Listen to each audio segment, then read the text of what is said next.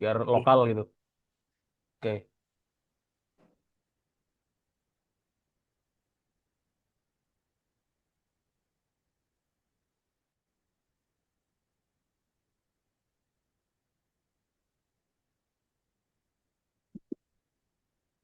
oke, udah kelihatan kah teman-teman layarnya?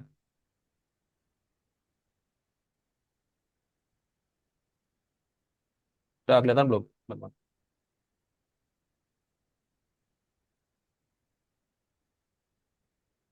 Halo, teman-teman, gimana?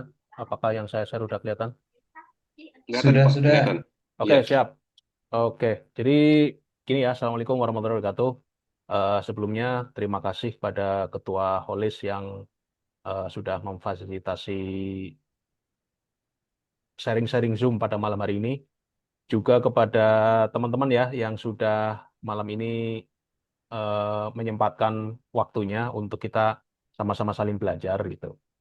Oke, langsung aja sesuai dengan apa yang sudah kita bicarakan sebelumnya pada malam hari ini, saya akan share aja apa berdasarkan apa yang sudah pengalaman saya gitu kan, apa dulu ketika sebagai profesional itu kebetulan pegangnya pos kontrol. Jadi ketika di waktu itu ketua apa ya menginisiasi setiap minggu kita ada sharing-sharing Zoom gitu dan kebetulan memang saya ngertinya gitu ya cost control ketika dimintai untuk sharing ini saya rasa ya pas aja lah gitu.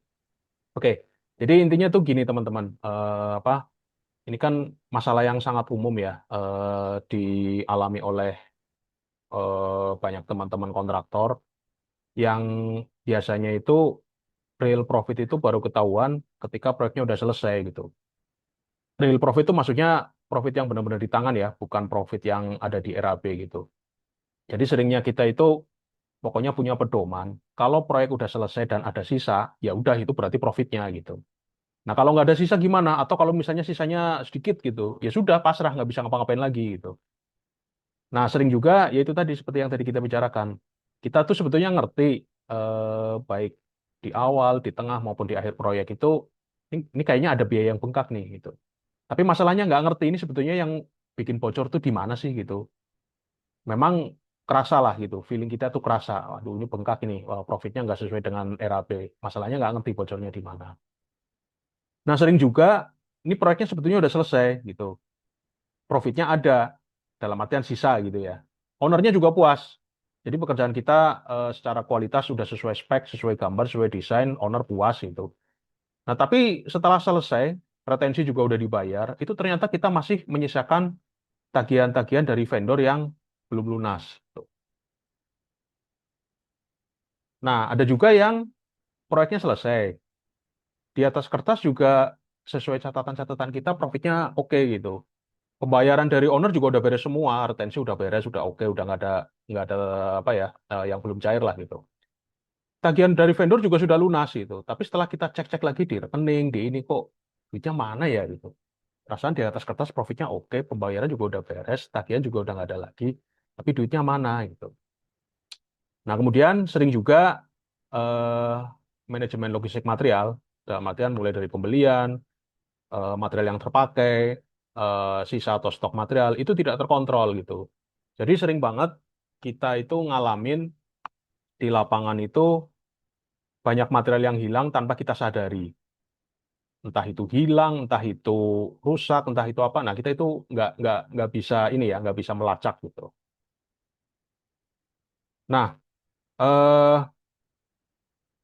saya mau share ke teman-teman juga yang nanti intinya itu apa ya bagaimana sih penerapan tentang cost control ini prakteknya seperti apa. Jadi sebetulnya gini teman-teman, eh, setelah saya resign dari BUMN ya dari BUMN Karya itu kan ya saya jadi kontraktor lah itu karena memang waktu itu skill saya di situ, ngertinya ilmunya di situ yang nggak jauh-jauh lah namanya kerja di perusahaan kontraktor, resign juga jadi kontraktor itu. Nah sebetulnya pada waktu itu saya membuat aplikasi manajemen keuangan proyek ini untuk saya sendiri sebetulnya gitu. Karena kerjaan sebelumnya itu nggak jauh-jauh dari cost control, maka yang ngerti lah saya ibaratnya kayak gitu kan untuk bikin aplikasi ini. Nah, ya sama kayak teman-teman sekarang ini kan namanya kita kontraktor itu kan nongkrongnya pasti sesama kontraktor itu. Nah, pas waktu itu pokoknya lagi ngopi-ngopi lah, lagi ngopi-ngopi, saya sambil buka laptop ngerjain ini, ngerjain pokoknya lagi input-input transaksi lah gitu di aplikasi ini. Ada teman yang lihat langsung, wah itu apaan tuh gitu kan. Sambil dia lihat-lihat, terus tahu kalau ini adalah aplikasi administrasi keuangan proyek. Langsung dia tuh tertarik gitu. Dia bilang gini, wah saya juga perlu nih. Saya udah pusing banget nih. Pokoknya intinya apa yang dia sampaikan adalah tadi seperti yang sudah kita bahas, masalah yang umum terjadi di eh, proyeknya teman-teman kontraktor. Dia langsung nembak saya itu gini, kamu jual berapa itu? Waduh ini saya nggak saya jual gitu. Kalau kamu mau pakai ya udah pakai aja. Nah tapi dia tetap nggak mau. Wah aku kalau cuma pakai aja nggak enak gitu. Ya berapalah gitu. Biar aku makainya juga enak, kamu juga enak. Tuh.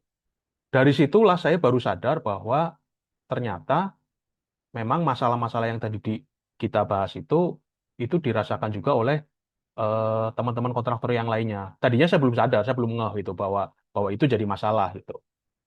Oh ternyata itu jadi masalah sampai ada teman kontraktor yang ngelihat aplikasi yang lagi saya pakai. Padahal waktu itu untuk keperluan saya sendiri ya. Gitu. Kok dia sampai merasa butuh banget itu. Nah singkat cerita karena ini apa mau untuk orang lain, ya saya perbaiki tampilannya. Karena kan tadinya namanya saya bikin buat saya sendiri ya, saya nggak terlalu peduli tampilan lah. Yang penting kan karena saya paham, saya yang membuat, saya yang memerlukan, saya paham ya sudah, saya apa namanya, pokoknya yang penting hitungannya gitu. Tapi begitu buat orang lain kan nggak bisa seperti itu. Tampilannya saya perbaiki supaya apa, yang awam bisa memakai gitu. Kemudian saya juga mikir gini, wah ini kalau ada satu teman ini butuh, berarti jangan-jangan teman-teman kontraktor yang lainnya juga sama ini butuh juga gitu. Saya berpikirnya seperti itu gitu. Nggak, pasti nggak cuma satu ini yang butuh ini gitu. Nah singkat cerita saya waktu itu iseng-iseng coba saya iklankan online ya waktu itu pakai Google Ads. Ternyata responnya memang lumayan gitu. Jadi sampai dengan saat ini itu sudah kurang kurang lebih ada 2000-an kontraktor di seluruh Indonesia plus ada yang dari Brunei dan Timor Leste juga. Saya nggak tahu juga kok bisa nyampe ke sana gitu. Apa ini kemarin yang di apa materi kita minggu kemarin ya sama Bang LT itu ternyata memang kalau kita bicara online luar biasa itu gitu. Nah, kurang lebih seperti itu. Nah, selain yang untuk kontraktor, ini setelah itu ya, setelah kontraktor, akhirnya saya juga mengembangkan aplikasi yang untuk developer gitu. Karena begini, ternyata beberapa teman kontraktor itu ada juga yang naik kelas jadi developer. Waktu itu gara-gara gini, dia konsultasi ke saya, dia kontraktor awalnya, sudah pakai aplikasi saya itu. Terus pas konsultasi dia nanya gini, Pak, ini kalau misalnya saya jualan rumah, nginputnya di mana? Terus saya nanya balik, loh Bapak kontraktor kok jualan rumah itu? Maksudnya gimana gitu? Cerita-cerita, oh Bapak itu udah jadi developer toh? Iya, wah kalau jadi developer nggak bisa Pak, karena bagaimanapun bisnisnya, operasional bisnisnya kontraktor dengan operasional bisnisnya developer itu berbeda gitu. Meskipun nanti konstruksinya itu mirip-mirip, tapi tetap bisnis flow-nya itu tetap berbeda. Namanya developer, itu kan benar-benar punya tanah, dikapling-kapling, produknya berupa rumah yang berdiri di atas tanah itu dan dijual gitu. Sementara kalau kontraktor itu full jasa itu. Nggak bisa Pak itu. Nah, tapi dari situlah akhirnya saya kembangkan lagi, tapi benar-benar berbeda memang aplikasinya. Nggak bisa disamakan itu. Akhirnya saya bikinlah yang khusus untuk developer properti yang alhamdulillah juga sudah dipakai oleh lebih dari 50 proyek perumahan. Gitu. Tersebar di hampir seluruh pulau lah di Indonesia. Nah, Mantap. oke. Oke. Jadi gini teman-teman, eh, kita pasti sudah familiar ya dengan ini ya. Ini saya coba remind gitu kan bahwa yang namanya project itu sebetulnya pada prinsipnya itu cuma ada tiga hal sebetulnya. Yang ini nanti ini adalah apa basic dari project management gitu. Sebetulnya project itu ngapain sih intinya kan begitu kan. Jadi project itu sebetulnya cuma membicarakan tiga hal atau sebuah project sebetulnya cuma dibatasi oleh tiga hal. Yang pertama adalah skop pekerjaan, yang kedua adalah waktu, dan yang ketiga adalah biaya gitu. Skop itu bicara apa sih? Ya, skop itu bicara kualitas, bicara yang dikerjakan apa saja, bicara gambar pasti, bicara desain gitu kan. Jadi misalnya nih, skopnya rumah tinggal, lantai satu kah atau lantai dua? Kalau misalnya skopnya cuma lantai satu, ya ngapain juga kita ngerjain sampai lantai dua kan kira-kira seperti itu. Tapi kalau misalnya skopnya, speknya adalah besinya harus 13. Kalau kita ngerjain dengan besi 10 ya salah juga gitu. Tapi kalau skopnya besinya 10, kita ngerjain besi 13, ya salah juga gitu. Ownernya senang, ya kitanya yang nombok kan kira-kira gitu. Nah, kemudian yang kedua apa? Waktu. Pasti yang namanya proyek dibatasi oleh waktu. Kapan mulainya, kapan selesainya itu udah ditentukan. Tuh. Dan yang terakhir nih, cost atau biaya. Pasti yang namanya proyek ada RAB-nya.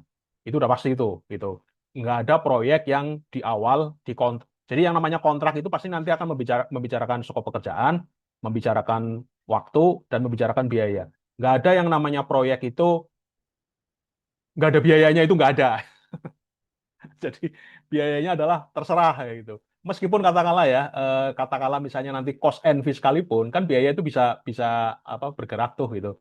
Misalnya cost and fee sekalipun, pasti tetap si owner itu punya budget itu. Misalnya budgetnya 500 nih gitu, atau budgetnya 700. Seberapapun itu, mau kecil mau besar, pasti tetap ada budgetnya. Proyek IKN yang ratusan triliun sekalipun, ya pasti tetap ada batasan biayanya itu. Nah, jadi apa kira-kira begini nih ciri-ciri khas sebuah proyek itu. Pasti lingkup atau skop kerjanya sudah ditentukan. Kemudian waktu pelaksanaannya juga sudah ditentukan, kapan harus mulai, kapan harus selesai. Dan biayanya juga sudah ditentukan. Dengan kata lain, yang namanya proyek itu, skop pekerjaan, waktu dan biaya itu dikunci gitu. Nah, semua pihak itu maksudnya kita sebagai kontraktor maupun owner, pasti maunya nih, yang namanya skop itu setinggi-tingginya atau sebanyak mungkin gitu. Kita juga mau, meskipun misalnya di gambar itu kok nggak ada taman atau nggak ada kolam renangnya, terus kita tambahin kolam renang atau tambahin taman gitu. Ya owner juga mau pasti gitu. Wah, bonus ini, bonusnya kolam renang gitu. Dan kita juga pasti mau, si owner juga mau, kalau bisa yang namanya waktu itu juga secepat-cepatnya. Targetnya 8 bulan, kita selesai dalam 4 bulan. Kita pasti maunya seperti itu. Owner juga maunya seperti itu. Dan biaya kalau bisa juga serendah-rendahnya. Betul nggak? Jadi baik kita maupun si owner maunya juga serendah-rendahnya. Dalam artian begini, misal nih RAB-nya 500, tapi terlaksana dengan 300 gitu. Ya kan mau kan kita kan? Owner juga mau pasti gitu. Gitu. Masalahnya, ketiga batasan ini saling mempengaruhi gitu. Jadi memang maunya kita adalah seperti ini, tapi masalahnya tidak semudah itu. Kenapa? Karena saling mengaruhi. Saling mengaruhi maksudnya gimana? Ketika skopnya dinaikkan, biayanya pasti naik, dan waktunya juga pasti akan molor gitu. Waktunya pasti akan nambah. Contoh, yaitu tadi, misalnya di gambar, di desain, dan di RAB, itu keramiknya speknya keramik biasa gitu kan. Tapi karena kita sok-sokan mau ngasih bonus ke owner, Bu, kita pasang marmer aja ya, atau kita pasang granit aja ya, ya ownernya pasti mau gitu. Tapi efeknya di kita, padahal kan biayanya udah dikunci tadi, ya biayanya pasti naik, ya kita tekor lah gitu. Waktu molor, contoh tadi ada penambahan pekerjaan, di scope nggak, di desain nggak ada, di RAP nggak ada, sok-sokan kita mau nambahin kolam renang. Ya pasti waktunya yang tadinya harusnya 6 bulan, molor jadi 1 tahun misalnya. Yang kedua, kita mau biaya kita turunkan gitu, serendah-rendahnya kalau bisa. Masalahnya kalau biayanya kita turunkan, ya pasti kualitasnya juga akan turun gitu. Begitu apa namanya? Contoh nih, ini di sisi kita ya, kan banyak tuh kontraktor yang nakal nih, nakal dalam artian menurunkan biaya supaya apa? Supaya profitnya besar gitu.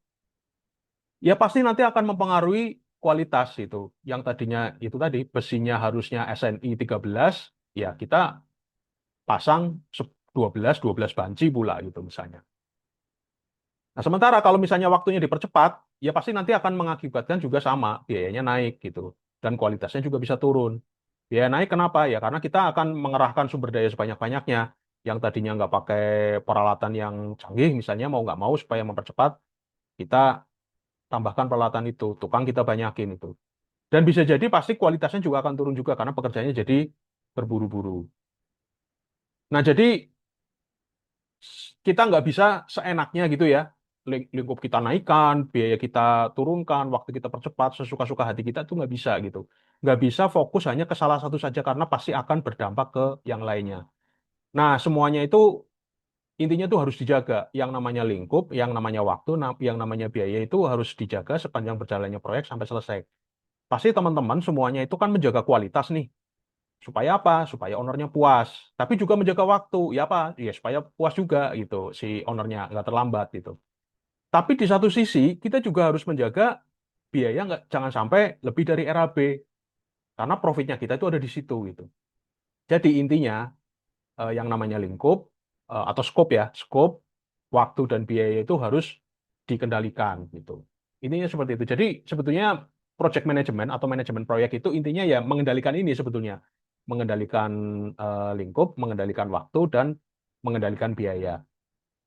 Nah, mengendalikan scope itu gimana caranya? Nah, ini pasti yang namanya mengendalikan scope dan waktu, saya yakin pasti teman-teman sudah sangat paham, sudah sangat jago gitu ya. Jadi dalam artian, pokoknya intinya begini, kalau kualitas dan eh, hasil akhir dari proyek itu customer puas, nggak bocor, catnya rapi gitu kan, ajiannya mulus, sikunya oke, dan semua yang ada di gambar dan rapi dikerjakan, ya udah berarti skopnya itu terpenuhi.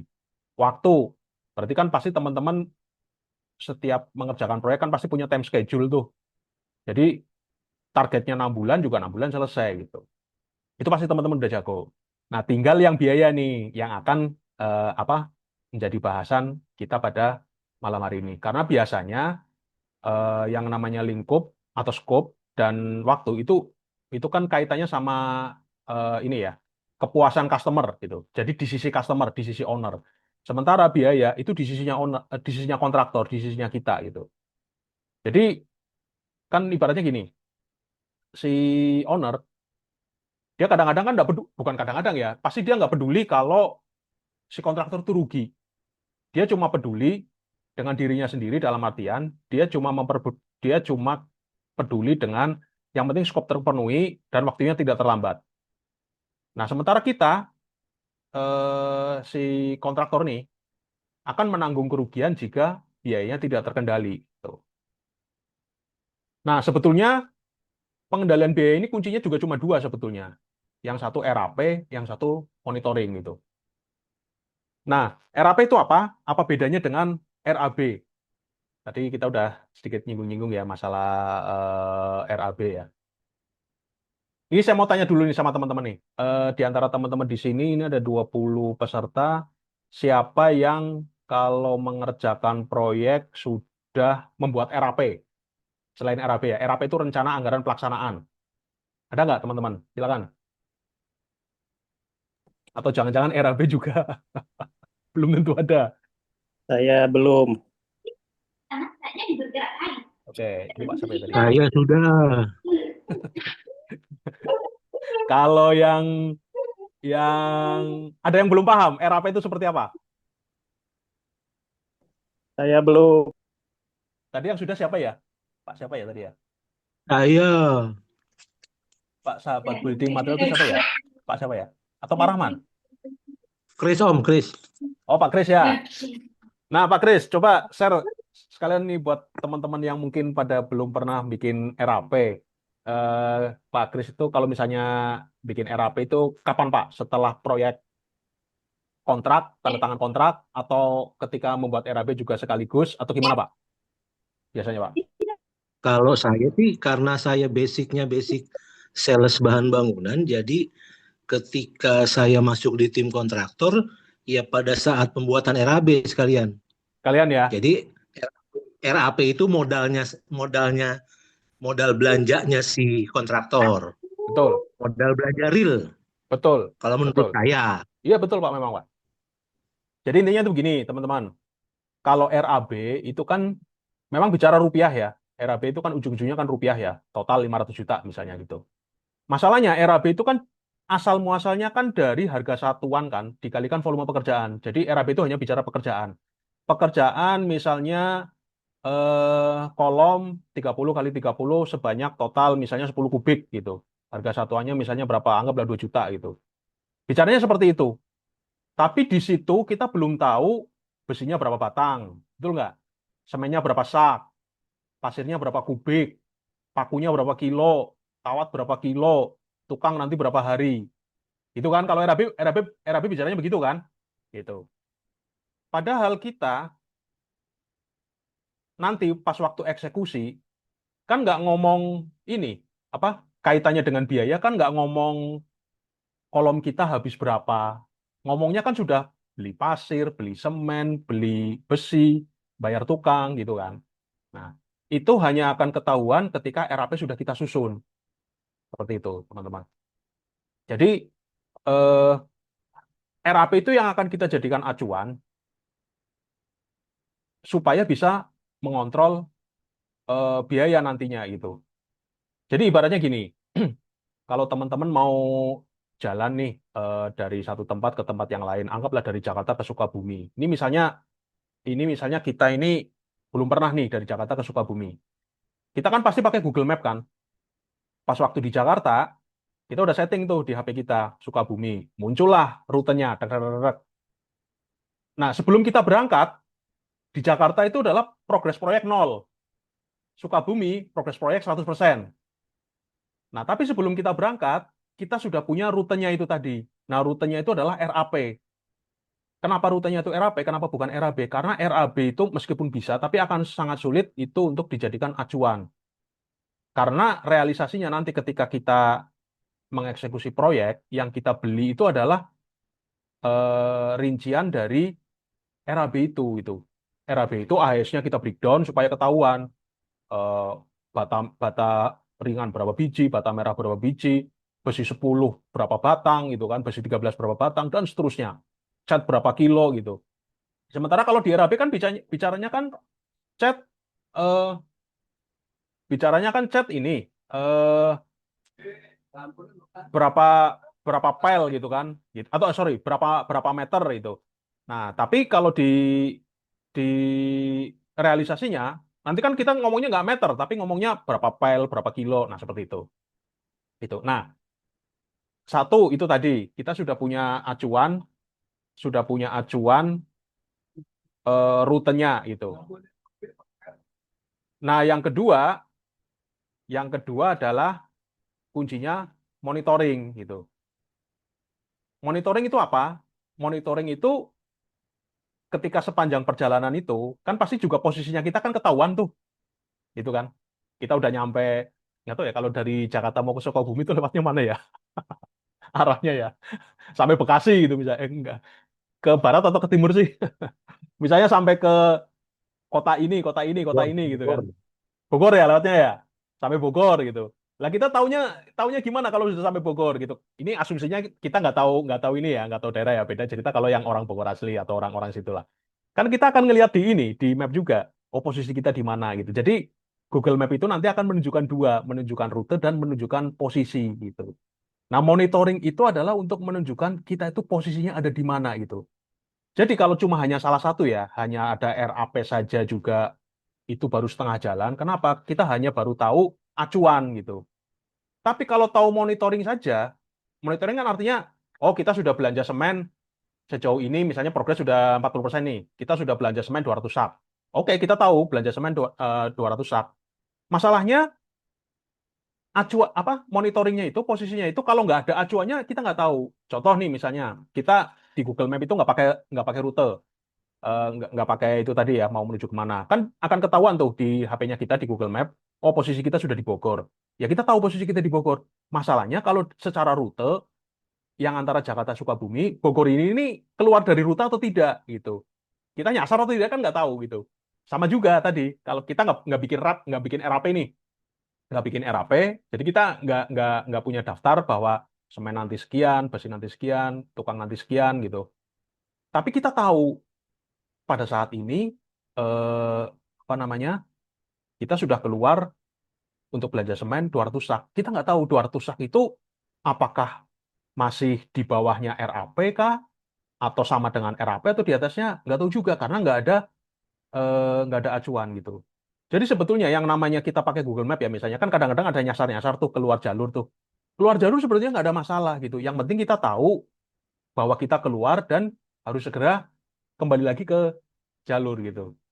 Sama juga yang namanya di proyek, kita punya catatan ya, catatan transaksi-transaksi bahwa kita sudah habis sekian, sekian, sekian. Oh ternyata, kan biasa nih kita di kurva S ya, bikin kurva S, terus progres kita hari-hari itu kadang-kadang di atas, kadang-kadang di bawah kan nggak masalah kan, gitu. Yang penting kita tahu, waduh ini di bawah nih terlambat nih, harus kita kebut, harus kita kejar supaya nanti balik lagi gitu. Karena memang di proyek itu yang namanya rencana dengan realisasi itu kalau sampai ada yang benar-benar apa ya plek ketiplek 100% sama, wah itu mungkin kejadian 1 banding 1 juta. Kita semua sama-sama paham lah. Namanya rencana dengan realisasi itu sangat sulit, meskipun sudah seakurat mungkin, tetap pasti melesetnya itu ada. Nah, bukan masalah nggak boleh meleset. Yang penting kita tahu bahwa kita meleset dan melesetnya di mana, bisa kembali lagi ke track gitu. Jadi kuncinya cuma dua, cuma RAP dan monitoring. Udah gitu aja sebetulnya. Gitu. Jadi memang mau nggak mau, nah RAP itu sebetulnya membuatnya itu gampang aja.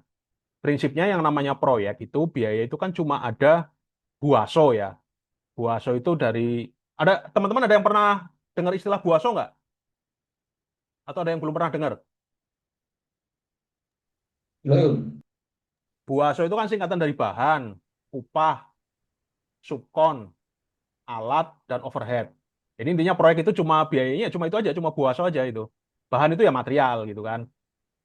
Upah ya pasti namanya proyek, nggak mungkin namanya material tersusun sendiri. Berarti kan harus ada manpower nih, harus ada SDM gitu. Perkara bahwa nanti upahnya itu harian, borongan ya itu itu nanti lah belakangan itu. Dan ada subkon juga itu. Ada subkon nih, subkon tuh ya intinya yang kerjaannya itu udah langsung beres gitu. Kan sekarang banyak juga tuh subkon pondasi misalnya, subkon pekerjaan kusen dan kaca, aluminium gitu, subkon atap gitu. Bang Kris tuh mungkin sering jadi subkon ya. Eh, terus apalagi tuh alat. Pasti namanya proyek kita sering juga eh, pakai alat ya, dalam artian alat yang sewa. Entah itu eskavator, entah itu konkrit pump, apalagi itu, stamper, banyak lah gitu. Alat-alat berat, itu. Nah, terakhir overhead. Overhead adalah semua biaya yang pasti muncul di luar HPP. HPP itu cuma buas itu tadi, bahan, upah, alat, subkon, itu HPP. Yang itu adalah semua biaya yang menjadikan proyek itu terwujud. Gitu. Nah, tapi untuk mewujudkan eh, apa namanya bangunan atau apapun itu sesuai dengan desainnya, itu kan nggak cukup cuma ada empat ini aja. Harus ada pendukungnya nih, harus ada operasionalnya. Nggak mungkin kita sebagai kontraktor itu nggak keluar bensin, nggak keluar mungkin mob demob alat, nggak keluar biaya marketing, mungkin gajinya driver, gajinya security dan seterusnya itu. Nah itu overhead. Nah, ini nanti sering banget yang overhead ini yang luput gitu. Karena kalau bicara bahan, upah, alat, dan subkon, biasanya seringnya itu sudah tergambar di RAB. Nah, tapi yang namanya overhead ini sering kita luput itu. Bahkan sesederhana air deh. Air ini deh, air minum, air galon, itu sering kita nggak ngecek ya. Padahal kan namanya di proyek itu, ya itu juga keluar itu yang seperti itu gitu. Atau konsumsi untuk eh, apa tukang ketika lembur, mau ngecor, mau ini kan lembur tuh. Mungkin nggak seberapa itu, tapi nggak seberapa itu kalau dikumpulin-kumpulin, akhirnya banyak juga. Termasuk misalnya tol, misalnya biaya tol, kita visit ke sana kemari, bensin, bukan bukan ini ya, bukan BBM yang untuk kerja ya, kalau kayak solar, untuk alat berat, untuk genset, oke lah. Tapi kan kita juga wira-wiri ke sana kemari kan juga pakai bensin kan. Seringkali kita tidak menghitung itu dan sangat sering eh ya itu tadi, proyek udah selesai, tapi duitnya mana ya? Nah, seringkali di overhead itu yang tidak kelihatan gitu. Nah, oke mungkin sebelum saya langsung praktek ke aplikasi, mungkin sampai sini ada yang mau didiskusikan nggak teman-teman? Silakan. Silakan teman-teman. Izin tanya Bang, Ya, apa risiko paling gede kalau sebuah proyek itu nggak bikin RAP? Nah, kan biasanya RAB, tapi kalau nggak bikin RAB itu resikonya apa? Eh, Contoh nih, langsung simpel aja. Bang Olis pernah nggak misalnya mengerjakan sebuah proyek, apa material yang paling umum? Semen kah, besi kah, atau apa? Misalnya, Semen aja semen. semen ya. Pernah Hmm. nggak mengerjakan sebuah proyek, ini baru mau mulai nih, sudah SPK, katakanlah sudah boplang. Punya gambaran nggak sampai selesai nanti semennya berapa sak? Punya, maksudnya ketika proyek belum mulai nih, tapi sudah mulai boplang, sudah SPK, udah pokoknya material udah turun. Sampai nanti selesai, itu sering nggak? Semen nanti kira-kira berapa ya? 100 kah, 150, 200? Atau ya sudahlah jalan apa jadinya? Nanti pas lagi butuh pondasi mandor minta 20, ya kita kirim 20. Nanti mau ngecor atau mau masang apa berapa, kirim lagi gitu. Atau seperti apa Ya, biasanya? ya teorinya diperkirakan, tapi prakteknya ya kayak tadi Bang, sesuai permintaan. Yang penting selesai wes. Sering nggak? Misalnya, kan bagaimanapun juga meskipun nggak dihitung ya, tapi karena sudah hafal nih misalnya, kalau rumah satu lantai nih semen 200 sak nih misalnya kayak gitu. Sering nggak antara perkiraan di awal dengan ketika sudah selesai, habisnya itu nggak jauh-jauh gitu? Atau nggak tahu juga, jauh atau lebih atau gimana nggak tahu gitu. Seringnya. Eh, Kadang tahu, kadang nggak. Itu yang bikin jadi nggak pasti ya. Jadi bahkan ini lebih atau sama atau kurang nggak tahu ya. Seringnya ya. Iya, itu lebih sering. Lebih seringnya begitu ya gitu. Oke, oke, oke, oke. Yang lain mungkin sebelum saya Izin jawab Pak, nih pertanyaannya Bang Olis. Assalamualaikum. Ya, Salam. Iya, Ya, Pak Rahman. kalau di saya Pak, selama ini buat RAB-nya itu memang berdampingan sama RAP, cuma dari penjelasan Pak Ahadi tadi, satuan dari RAP itu kan beda dengan RAB. Betul. Nah, cuma di saya itu satuannya sama, misalnya beton tetap aja di RAB per kubik, kalau di RAP juga kubik. Oh, Nah, kalau makanya saya, kalau bicara betonnya aja iya betul. Tapi kalau kita bicara struktur kolom kan nggak cuma beton kan. Ada beton, ada iya besi, betul, ada ada besi, kayu, ya, ada pasir. ya, backcasting. Ya, Nah, cuma itu. tadi saya Ya, tertarik Pak, katanya kalau misalnya pengecetan itu di RAB itu meter meter persegi. persegi, ya Betul. di RAP Kilogram pel, atau pel, ya betul. ya itu Betul. saya tertarik gimana konversinya, mode apa konsep RAP yang dari Pak Ahad itu dikonversi ke pel. Oke, oke, oke, oke. Oke, mungkin dia dulu Berarti ya. di RAP Ya, yang Pak hmm, Ahadi maksud ini sudah harga real per pel di lapangan ya, di pasaran ya.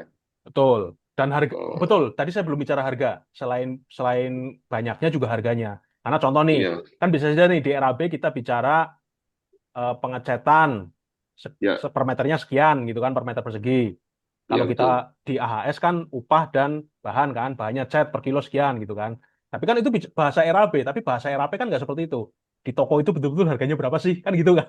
Betul, Kalau betul, bicaranya Pak. RAB Iya. gitu. Cuma Ibaratnya eh, ya, maaf Pak, di apa, di format RAB saya itu pengisiannya langsung lewat RAP, langsung malah lewat RAP RAP. dulu, malah Ya, RAP dulu. ya, ngisinya di RAP, Pak. Kalau boleh di Iya, iya, share iya. screen, saya boleh share screen di sini, ngisi di RAP, jadi otomatis ngelink ke RAB-nya. Oh, Jadi, jadi satuannya plek sama, iya, RAP iya, sama iya, iya. RAB-nya, Pak. Gitu. Boleh, boleh, boleh. Nanti mungkin ya untuk bahan diskusi nanti diingat-ingat aja. Oke, jadi Iya, betul. pertanyaannya Ketua Holis tadi, apa ini ya, maksudnya kalau nggak pakai RAP gimana sih gitu kan? Ya itu tadi, gitu. Kita jadi pertama nggak punya acuan, gitu. Istilahnya, ya itu tadi nggak punya acuan, kita harusnya jalurnya lewat sini, kita pas jalan, nah kita ini nggak tahu ini kita ini di mana sih. Kira-kira begitulah itu. Jadi istilahnya nggak ada bedanya dengan berarti kita mengerjakan proyek ini sampai selesai, ya kurang lebih kan gambling kan berarti kan. Kita pakai feeling aja kan, pakai feeling kan. Memang biasanya kalau teman-teman itu sudah sangat berpengalaman ya jam terbang tinggi, tapi biasanya ini berlaku kalau proyeknya itu mirip-mirip. Mirip-mirip itu misalnya apa? Teman-teman yang biasa mengerjakan rumah, mungkin developer mungkin. Kan rumahnya mirip-mirip tuh. Di mana-mana ya developer mau mau seberapa pun tipenya kan seperti itu. Tapi kalau proyeknya itu beda-beda, kadang-kadang ngerjain infrastruktur, kadang-kadang ngerjain jembatan, kadang-kadang ngerjain interior, kadang-kadang ngerjain struktur baja, apa kan udah beda-beda tuh. Jadi contoh ya kalau misalnya perumahan ya, misalnya oh kalau tipe 45 itu pasti batanya 4.000 kayak gitu. Semennya 200. Itu udah bisa jadi mirip-mirip lah, bisa jadi patokan lama-lama hafal juga gitu. Kira-kira seperti itulah kira-kira. Oke, mungkin Saya langsung praktek ke ini aja kali ya. Ke saya izin share yang untuk bentar.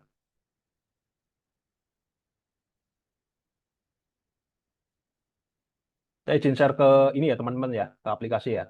Bentar ini biar. Jadi ini contoh nih, ini contoh aja ya. Jadi kalau misalnya kayak gini, eh ini nama proyeknya ya, nama proyeknya pembangunan kantor desa Sukajaya gitu kan. Ini nilai kontraknya.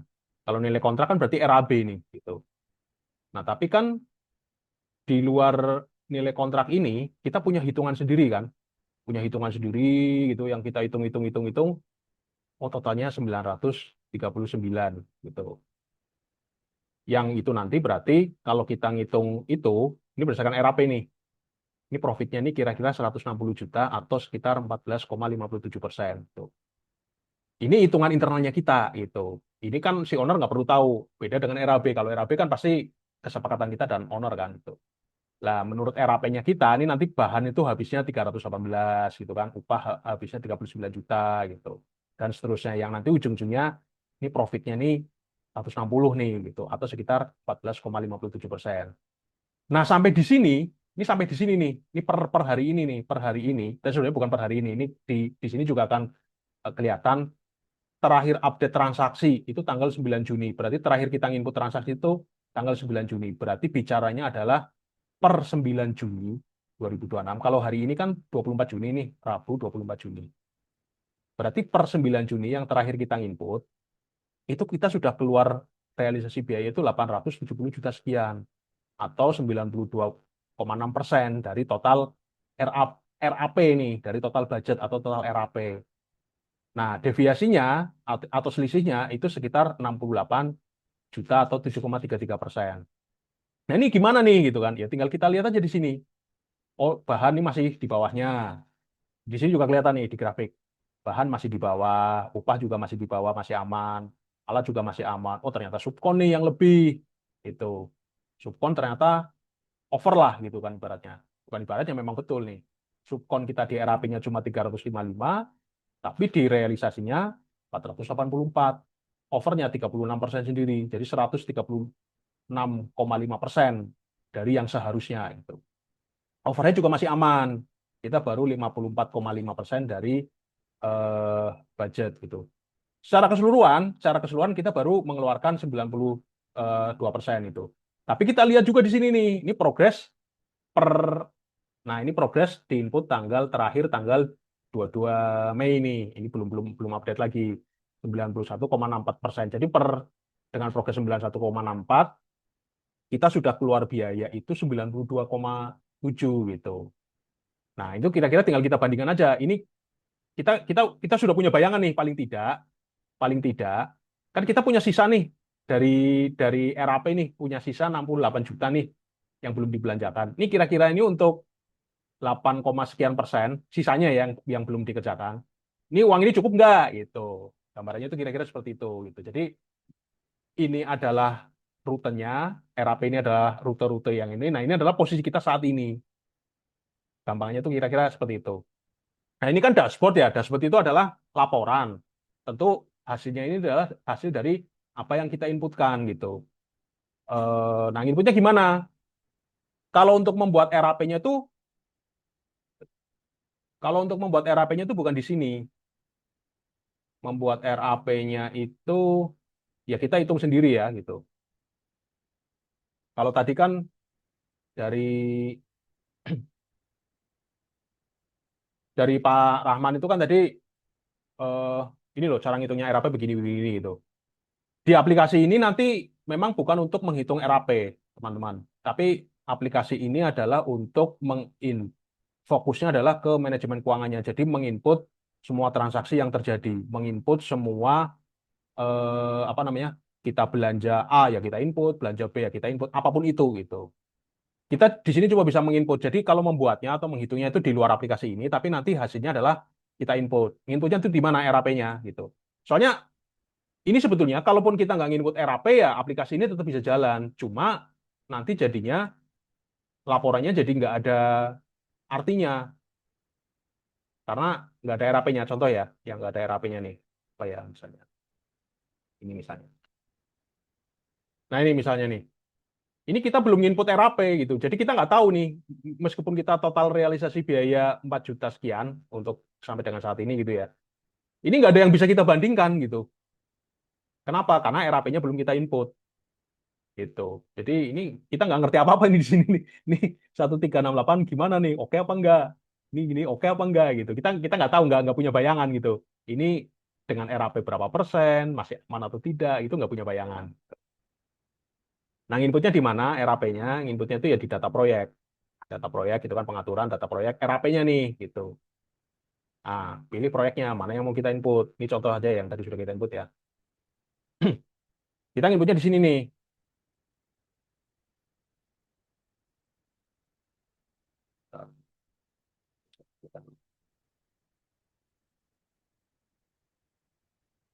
Jadi RAP itu kan ya itu tadi ya, apa namanya, buaso, bahan, upah, alat, subkon, overhead gitu. Apa yang kita inputkan di sini otomatis sudah langsung terekap di sini gitu. Nah ini kan tadi kita dari data itu kan sudah ini ya, dari apa yang kita inputkan di sini, eh, ini dengan nilai kontrak 1,1, total RAP-nya 939, estimasi profitnya itu 160 atau 14,6%. Udah kita tinggal ngimpul aja. Ini sudah ada amplas, angkur gitu kan, atap, besi gitu kan. Nih, ada semua nih paku. Ya pokoknya semua yang sekiranya memang itu keluar ya kita inputkan di sini. Sebetulnya ini taunya dari mana sih? Taunya dari analisa harga satuan. Kan pasti setiap RAB ada analisa harga satuannya tuh. Contoh ya kayak misalnya pasangan, pondasi, batu. Kan pasti ada per kubik itu batunya 1,1 kubik, semen 7 sak, pasir berapa ya? Pasir itu kalau nggak salah 0,3 kubik gitu. Nah, kalau misalnya dia 10 meter kubik ya udah semuanya tinggal dikalikan aja. Kan berarti tinggal batu, berarti 11 kayak gitu aja. Nah, tapi nanti itu dijumlahkan karena yang namanya semen itu kan bukan cuma di pondasi. Semen itu ada di pondasi, ada di pasangan, ada di plesteran gitu. Ada di cor-coran, ada di beton seperti itu. Nah, kita kalau mau menambahkan bahan ya tinggal tambahkan aja. Tuh, klik pilih bahannya apa itu misalnya. Ya batu. Tapi batu itu sudah ada. Kalau batu sudah ada, ya udah tinggal kita inputkan aja volumenya. Ini kebetulan di sini volumenya rit gitu ya. Ini berapa? 3 rit itu. Harga satunya berapa per ritnya? Per ritnya misalnya 750.000 tuh. Ini udah otomatis nih, apa namanya? Oh berarti totalnya volume dikalikan harga satuannya. Tuh. Ya, kira-kira seperti itu. Upah juga sama. Upah ini kan eh, apa namanya? Pekerja, tukang batu, tukang-tukang yang lain lah, tukang besi, tukang kayu itu berapa OH gitu kan. Kalikan harga satuannya. Harga satuan berarti kan harga harian. Kalau upah ini asumsinya ini harian nih gitu. Alat juga sama nih, kita nyewa alat apa aja. Tuh, concrete pump kah, eskavator kah, scaffolding kah gitu. Subkon juga sama, subkon apa nih gitu. Ini semuanya sebelumnya udah kita setting nih, jadi ada. Nah, overhead juga seperti itu. Sama. Kita mau menambahkan misalnya ini apa yang belum apa ya. Nah, overhead itu sebetulnya yang sering teman-teman lupa itu kita memasukkan biaya cadangan, biaya kontingensi, biaya tak terduga.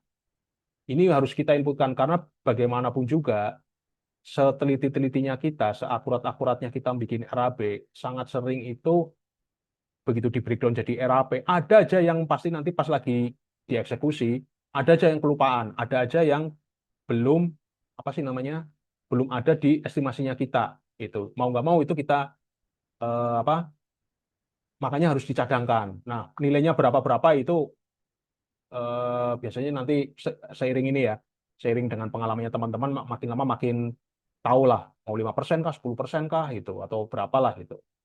Nah, ini di sini gitu. Nah, oke, terus ini kalau ini tadi kan gambaran umumnya nih. Ini adalah gambaran umumnya. Dari sini kan kita cuma bisa apa namanya melihat secara global gitu kan. Bahan masih aman nih segini gitu. Yang lewat yang subkon itu. Tapi sebetulnya kan di sini kita belum tahu nih semen aman atau enggak, pasir aman atau enggak, besi aman atau enggak gitu. Taunya dari mana? Taunya dari laporan yang detail, jangan yang dashboard. Jadi RAP versus realisasi, tapi yang rincian atau breakdown di proyeknya. Nah, langsung nih, kalau ada yang merah-merah, ya sudah, berarti itu yang over gitu. Kita bisa langsung tahu. Jadi kayak tadi kan kayak Mas Solis tadi ya, kita nggak tahu tuh semen itu lebih atau enggak, bahkan bahkan kita nggak tahu apakah itu lebih, apakah itu sama atau kurang gitu. Tapi kalau di sini kita bisa langsung tahu nih, gitu. Nah, di sini juga nanti akan ada dua, lebih secara volume atau lebih secara total harga. Karena bisa jadi begini, di RAP ini eh, kita semen 200, 200 sak gitu kan. Di RAB-nya kita semen itu misalnya 50.000, misalnya 50.000 kali 200 berarti berapa? 50.000 kali 200, 10 juta ya? Betul nggak? 50.000 kali 2, 100.000. Betul, 10 juta. Tapi misalnya pas eksekusi betul 200 sak, tapi harganya jadi lebih. Berarti nanti harga satuannya yang naik, pasti gitu. Karena namanya harga kan bisa saja waktu tanda tangan kontrak RAB-nya 50.000, tapi pas eksekusi ternyata 60 gitu. Jadi bisa jadi seperti itu. Secara kita akan lihat nanti. Tapi yang jelas di sini kita bisa langsung lihat nih. Kalau yang merah-merah ini berarti over lah antara RAP dengan apa namanya, dengan realisasi, dengan aktual gitu. Kita bisa bisa langsung tahu dari sini, bisa langsung menganalisa gitu. Tuh. Terus mungkin kan pertanyaannya kan begini, apakah dengan adanya laporan yang cukup detail seperti ini, baik secara dashboard maupun detail seperti ini, akan membuat kita otomatis bisa mengontrol biaya? Apakah membuat otomatis biaya jadi nggak bengkak? Ya belum tentu, karena bagaimanapun juga ini baru tampilan, ini baru laporan. Jadi anggaplah begini teman-teman. Eh, kita itu kan sering kali, apalagi tadi banyak ya teman-teman, mungkin belum punya RAP atau sudah punya RAP tapi tidak monitoring. Jadi monitoring itu sebetulnya mirip kayak panel dashboard mobil. Kan panel dashboard mobil itu kan menunjukkan di situ ada apa namanya, kecepatan, ada RPM, dan yang paling penting apa? Kalau di panel dashboard mobil itu teman-teman, kalau kita mengendarai mobil tuh, Bahan bakar. bahan bakar.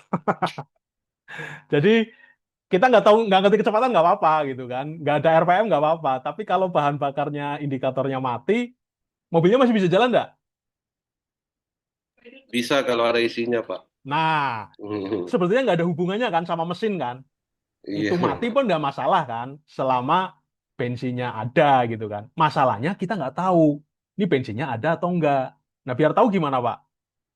Turun kan kita kan, dibuka apa namanya, eh tangkinya, kita kocak-kocak ini ada isinya apa enggak. Tapi kan repot sekali kan gitu.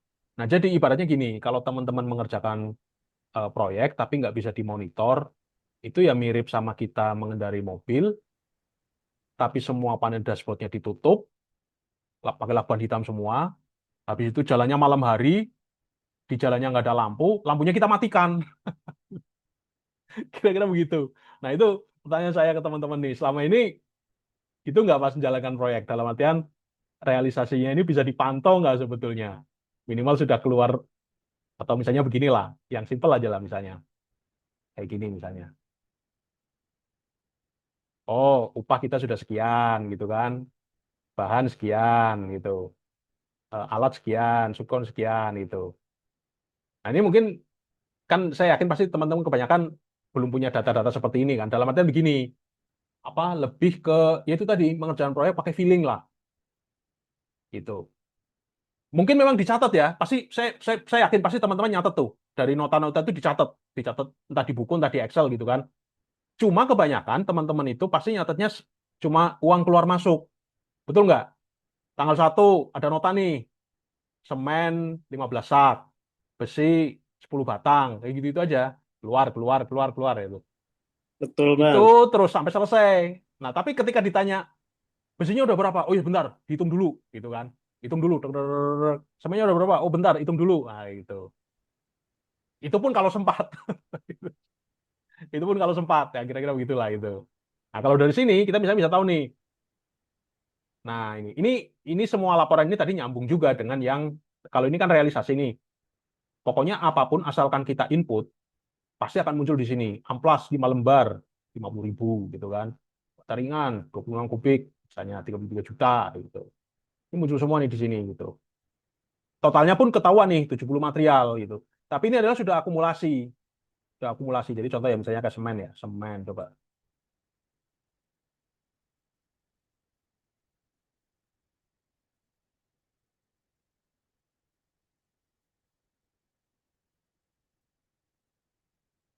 Semen ini misalnya 420. 420 itu kan nggak mungkin belinya cuma sekali. Kan kita pasti di proyek, nggak mungkin kan.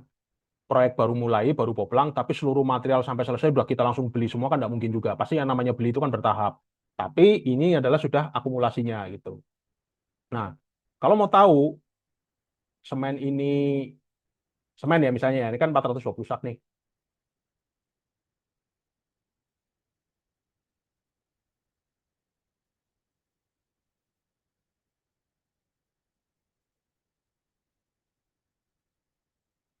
Itu kita bisa juga ngecek di sini.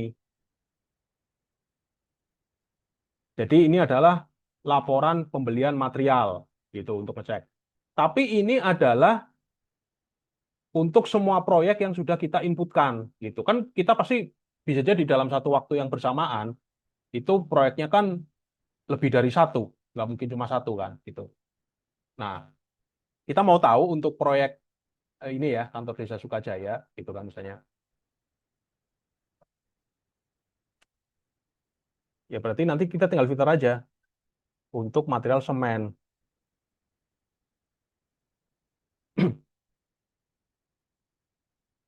Nah, ini adalah rinciannya nih, rincian pembeliannya tanggal 25 November beli semen 20 sak, 20 sak, 20 sak gitu.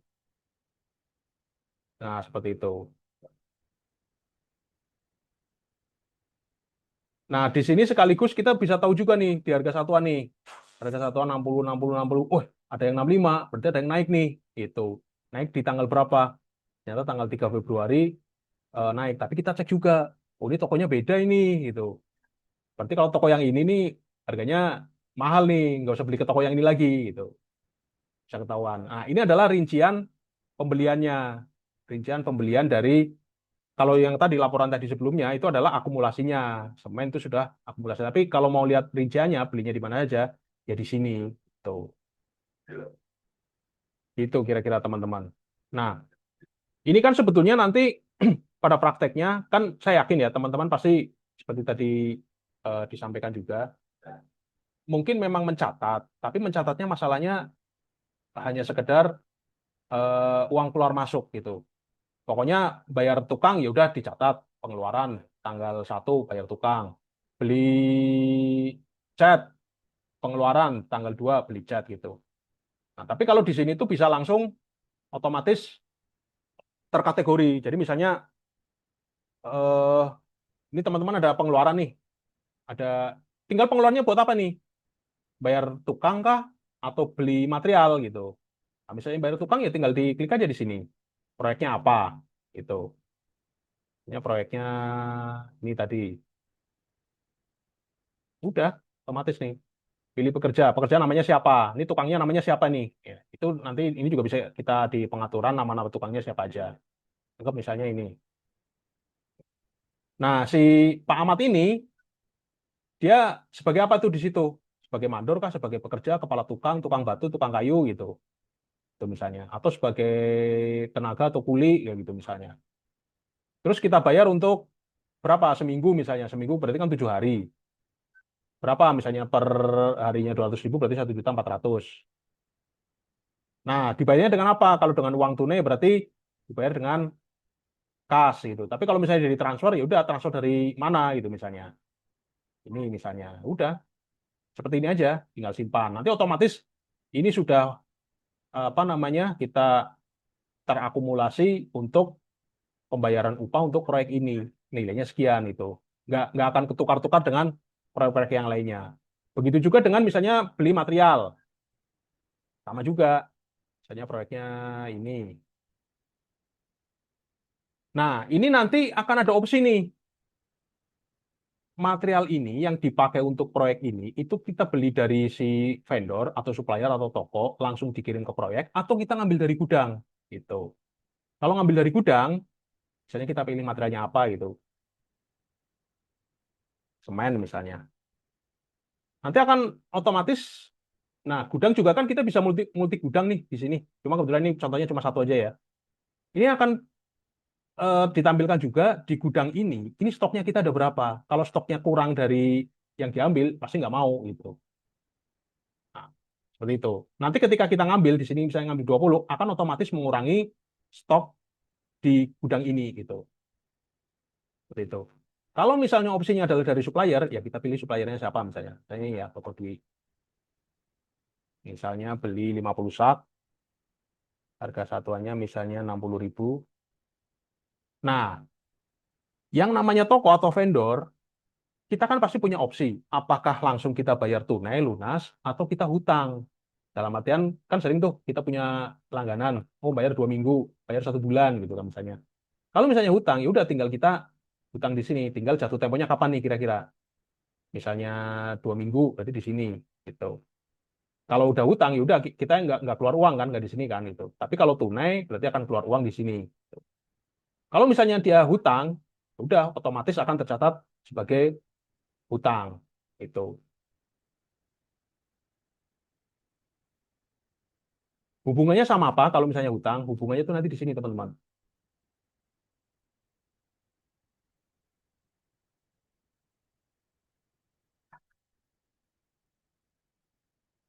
Ini contoh nih, ini si toko toko Dwi nih, si apa vendor kita. Kita sama si toko Dwi ini punya hutang total senilai 181 juta gitu. Tahuan nih, jadi tanggal sekian hutang, tanggal sekian hutang lagi ini gitu. Nanti ketika ada pembayaran ya dicatat juga otomatis di sini. Oh, ada pembayaran sekian berkurang gitu. Apa hutang lagi gitu. Nanti kalau misalnya ada bayarnya di mana gitu. Bayarnya di sini, toko Dwi.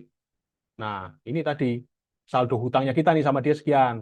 Nah, kita misalnya mau bayar nih, mau nyicil nih 10 juta, ya udah tinggal inputkan aja di sini. Itu kira-kira. Nah, terus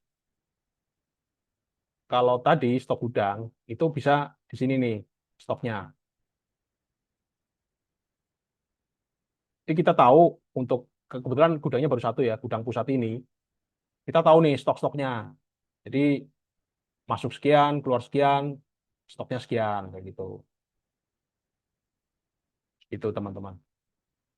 Oke, mungkin sampai sini ada yang mau didiskusikan sebelum lanjut lagi kira-kira. Silakan teman-teman. Bentar, ini di message ya. Saya yang makanya nggak belum pakai RAP. Saya udah pakai RAP tapi tetap membengkak. Nah, kemungkinan berarti sudah punya RAP tapi tidak dimonitor karena kuncinya tetap dua aja, RAP dan monitoring. Monitoring tanpa RAP juga eh, percuma. Eh, apalagi kalau dua-duanya tidak ada itu. Atau RAP saja tapi tidak dimonitor juga percuma juga. Ini dari Bang Elvan. Kadang paku, bendrat, dan lain-lain yang tidak terduga sebelumnya. Betul. Justru yang kecil-kecil itu yang sering kita tidak mencatat. Kan sering tuh amplas, kuas, betul nggak? Yang kecil-kecil tuh malah paku itu yang sering yang tidak tidak tercatat dan tidak ini tidak apa ya istilahnya tidak tercatat lah intinya begitu. Kan sering namanya manusia itu tersandung itu kan sama batu kan, bukan sama gunung kan. Yang kecil-kecil tuh yang nyandung-nyandung. Ya. Silakan teman-teman mungkin ada yang mau didiskusikan atau ditanyakan. Boleh Pak, mau tanya. Ya, silakan. Eh, ini yang tadi inputan itu Pak, semua datanya itu tersimpan di database aplikasi atau ada di website atau bagaimana Pak? Eh pertama gini Pak, Ke aplikasi cloud ini, maksudnya ya. betul, aplikasi ini defaultnya offline Pak, defaultnya itu. Jadi semua data yang diinput itu nanti tersimpan di sini Pak, namanya jurnal transaksi gitu. Sejauh ini ada 1.388. Ini sebenarnya 1.388 transaksi ini belum banyak Pak. Gitu. Jadi beberapa teman-teman itu sudah sampai puluhan ribu ya, sampai 30.000, 4.000, 40.000 transaksi gitu. Karena proyeknya kan banyak nih. Biasanya satu proyek itu sekitar 5 ribuan lah, antara 1.000 sampai 5.000 transaksi lah gitu. Nah, eh, ini adalah data mentah Pak. Ini adalah data mentah gitu ya, data mentah yang ketika nanti jadi laporan itu sudah otomatis lah, otomatis terkelompok masing-masing apa namanya proyeknya, masing-masing kategori, masing-masing pos-pos biaya gitu. Nah, pertanyaannya tadi, apakah tersimpan di aplikasi atau di cloud? Jadi aplikasi ini defaultnya sebetulnya offline, Pak.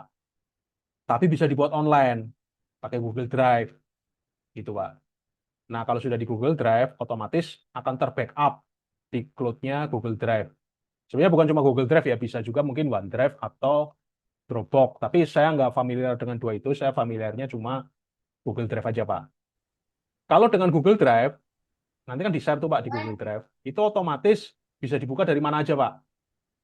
Bapak di kantor misalnya punya PC, sementara kalau Bapak di rumah atau lagi mobile kemana-mana pakai laptop, aplikasinya itu satu aja.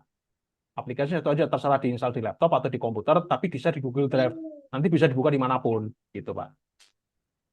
Gitu. Atau bisa dibuka oleh lebih Ya dari satu betul Pak. orang, gitu. Misalnya Bapak punya admin, admin yang input tuh di kantor. Bapak lagi jalan nih keluar kota atau kemana, gitu kan. Bapak buka dari laptop Bapak untuk ngecek laporannya, seperti itu bisa.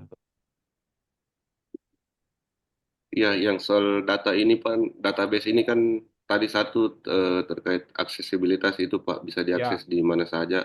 Terus betul. yang kedua keamanan datanya kalau kehilangan Pak ataukah device-nya yang rusak itu kan takutnya sudah banyak data yang diinput, Ya, device-nya yang rusak, berarti tersimpan kalau di aplikasi, di backup di Google Drive ya, ya Pak ya. ya betul. Kalau misalnya itulah ruginya kalau misalnya kita cuma nyimpan di device-nya kita aja. Suatu saat kena virus atau ke delete, namanya orang ya Pak ya, kan nggak sengaja tuh Pak ke delete kah atau apa atau diinstal ulang gitu kan atau amit-amit device-nya kita dicuri, laptop kita hilang gitu ya sudah. Tapi kalau Bapak backup di Google Drive aman aja Pak. Karena itu semacam otomatis terbackup itu loh di laptop Bapak ada, tapi di Google Drive juga ada. Asalkan Bapak kebetulan memang yang penting jangan lupa passwordnya juga. Password login Google-nya itu nanti insya Allah aman Pak itu. Terbackup itu. Gitu. Ada Oke lagi yang baik lain Pak, mungkin? terima Ya, kasih. yang lain mungkin yang mau ditanyakan lagi. Kalau penerimaan itu kan begini. Kan proyek itu transaksinya sebetulnya cuma dua, penerimaan dan pengeluaran. Penerimaan kan kalau kita menerima pembayaran ya, pembayaran dari klien kan. Ya cuma di gini aja, proyeknya apa, udah. Gitu. Pak, Oke, mau silakan. tanya Iya, dong. silakan, silakan, silakan. Itu berarti kalau misalkan satu kali jalan ada taruh 15 titik, berarti kita tinggal input nama-namanya aja misalkan 15 ini eh, maksudnya 15 proyek, Pak. tadi ya dalam Ya, waktu yang bersamaan, ya. berarti tinggal nginput namanya aja ya berarti itu kan tadinya PT apa desa-desa segala macam itu kan kosong gitu. Kita input dulu manual gitu ya. Jadi gini, Terus buat Pak. RAP dulu, baru nginput Ya, dulu. betul. Jadi gini, aplikasi ini dipakainya ketika proyek sudah berjalan. Awalnya kan begini, Pak, awalnya. Ini kan data proyek nih. Ini data proyek. Ini data proyek yang sudah kita input. Kan kalau ada proyek baru, kan kita input nih, new project kan. Input aja. Ada lagi, ada lagi, ada lagi gitu. Jadi, kita di sini tidak bicara RAB dan menghitung RAP. Itu kan di luar aplikasi ini, karena aplikasi ini dipakainya ketika proyeknya sudah berjalan, ketika sudah ada transaksi penerimaan maupun pengeluaran. Kalau Bapak menerima DP, diinput di sini. Kalau Bapak sudah keluar buat beli kayu untuk boplang, yang input di sini. Tapi untuk membuat RAB dan membuat RAP, maksudnya menghitungnya ya, itu di luar aplikasi ini, Pak. Tapi kalau RAP-nya nanti sudah jadi, kita input di sini. Ini contoh nih, ini proyek yang belum ada RAP-nya ya mungkin ya. Inilah misalnya. Ini kan masih kosong nih, karena belum kita input. Baru cuma ada info nilai kontraknya aja gitu. Ya sudah kita inputkan aja bahan misalnya semen. bahan semen itu misalnya 100 sak itu misalnya harganya 55. Nah, itu udah otomatis tuh muncul di sini semen gitu. Kayak gitu aja, Pak. Kita kita di sini itu bukan menghitung RAP ya, tapi kita menginput. Menghitungnya itu di luar ini setelah kita hitung, baru baru daftarnya kita inputkan di sini. Semen, besi, pasir apa dan seterusnya gitu. Itu, Pak. Jadi mau itu sampai 15 project sekalipun tidak ada masalah. Kita input semua kan di sini kan 1 2 3 4 5 6 7 sampai 15. Tapi kan semua kan masih kosong semua kan. RAP-nya belum kita input kan. Nah, kita inputin lah RAP-nya di sini gitu. Kalau sudah, misalnya kan ada DP itu, ada DP misalnya proyek yang mana ya? Inilah misalnya. Nah, ini tinggal penerimanya ini apa nih? Pembayaran uang muka atau termin? Kan proyek cuma dua itu aja. Kalau nggak DP, termin. Retensi ya kita anggap termin juga gitu. Pokoknya cuma itu aja. Kalau DP ya DP, kalau termin ya termin. Nah, paling paling nanti begini teman-teman. Misalnya ini termin anggaplah 100 juta. Nah, termin ini kita input ketika kita sudah ngirim invoice. Kan pasti kita ngirim invoice tuh ke si owner. Belum tentu hari itu kita ngirim invoice, hari itu juga cair. Betul kan? Bisa jadi cairnya minggu depan, bisa jadi cairnya bulan depan, kan gitu. Jarang-jarang lah ya, jarang-jarang kita ngirim invoice sekarang langsung langsung cair. Kalaupun langsung cair nggak ada masalah, berarti langsung tunai. Nah, tunai tinggal kita diterimanya di mana nih? Secara uang tunai kah atau di salah satu rekening gitu. Tapi kalau misalnya cairnya bulan depan atau minggu depan, ya akan jadi piutang gitu. Akan jadi piutang. Berarti kita punya piutang tuh sama si si owner itu gitu. Nah, itu nanti akan muncul di sini. Jadi misalnya penerimaan, misalnya dia bayar nih. Nah, ini contoh nih begini nanti akan muncul di sini. Itu piutangnya di sini. Ini kaitannya sama apa? Ada kaitannya juga sama ini nih.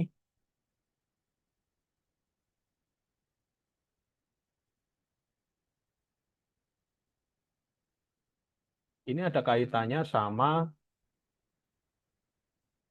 Nah, ini. Jadi ini kan kita total realisasi biayanya sudah 870. Tapi kita dibayar realnya itu baru 720. Berarti kan sebetulnya secara net cash flow itu kita kurang nih, negatif nih. Kenapa? Karena keluarnya sudah 870, tapi baru dibayar 720. Berarti kan sebetulnya 150 ini kita pakai uang pribadi, betul nggak? Bukan uang dari bukan uangnya dari pembayaran gitu. Nah, ini di sini juga akan muncul nih 97 juta itu invoice yang belum cair. Artinya kita sudah menagihkan tapi belum cair gitu. Gitu kira-kira teman-teman. Gimana Pak Evan? Boleh tanya, Pak, Ya, silakan. harga aplikasinya itu berapa, Pak? Atau gimana, Pak? Oke. Buatnya atau beli ini? Kebetulan ini kan sudah jadi, tinggal pakai aja gitu. Nah, ini sekalian Mm-mm. sekalian saya jawabnya. Kebetulan ada yang tanya aplikasi harga berapa, terus dari baik Mas Ikrar juga buat controlling project biar boncos apa enggak. Betul, intinya itu seperti itu sih. Nah, Benar. bicara harga, jadi harganya itu Mm-mm. ada beberapa paket. Jadi nggak saya Mm-mm. ini kan apa sistem satu harga ya. Nggak Mm-mm. langsung saya tunjukkan aja.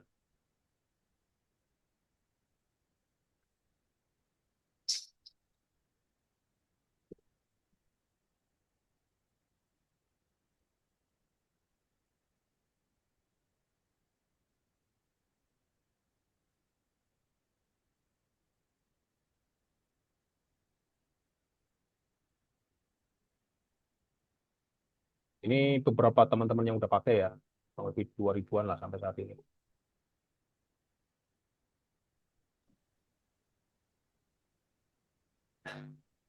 Nah, nah, jadi gini, harganya itu ada beberapa paket. Yang membedakan tuh apa? Yang membedakan adalah nilai proyeknya. Nilai proyek itu adalah limit total pengeluaran per proyek gitu. Kan namanya proyek kan pasti ya itu ya, pengeluaran itu bahan, upah, alat, subkon, dan overhead gitu. Jadi mulai dari, tapi jumlah proyeknya tidak terbatas. Yang membatasi adalah limit proyeknya. Jadi mulai dari yang limitnya 100 juta, harganya 1,5 lah ya. Ini 1497. Terus kedua, 500 juta itu eh, 2 juta atau 997, 1997. 1 miliar 2497. 5 miliar 4997. Ini maksudnya limit itu apa? Ini contohnya begini nih. Jadi misalnya teman-teman biasa mengerjakan proyek yang memang nilainya nggak sampai 500 juta misalnya. Ya ambil berarti yang basic aja yang 500 juta. Harganya kan 2 juta nih. 2 juta kurang 3.000. Nah, suatu saat ini mengerjakan ada 3 proyek nih misalnya nih. Ada yang 200 juta, ada yang 300 juta, tapi ada yang 700 juta. Nah, ini kan tiga-tiganya nanti di-input semua tuh. Tiga-tiganya kan nginput semua kan. Nginput semua di sini kan. Tiga-tiganya di-input semua di pengeluaran kan. Di pengeluaran ini. Nah, nanti suatu saat yang yang nilai kontraknya 700, itu kan bisa jadi pengeluarannya sudah 499 juta.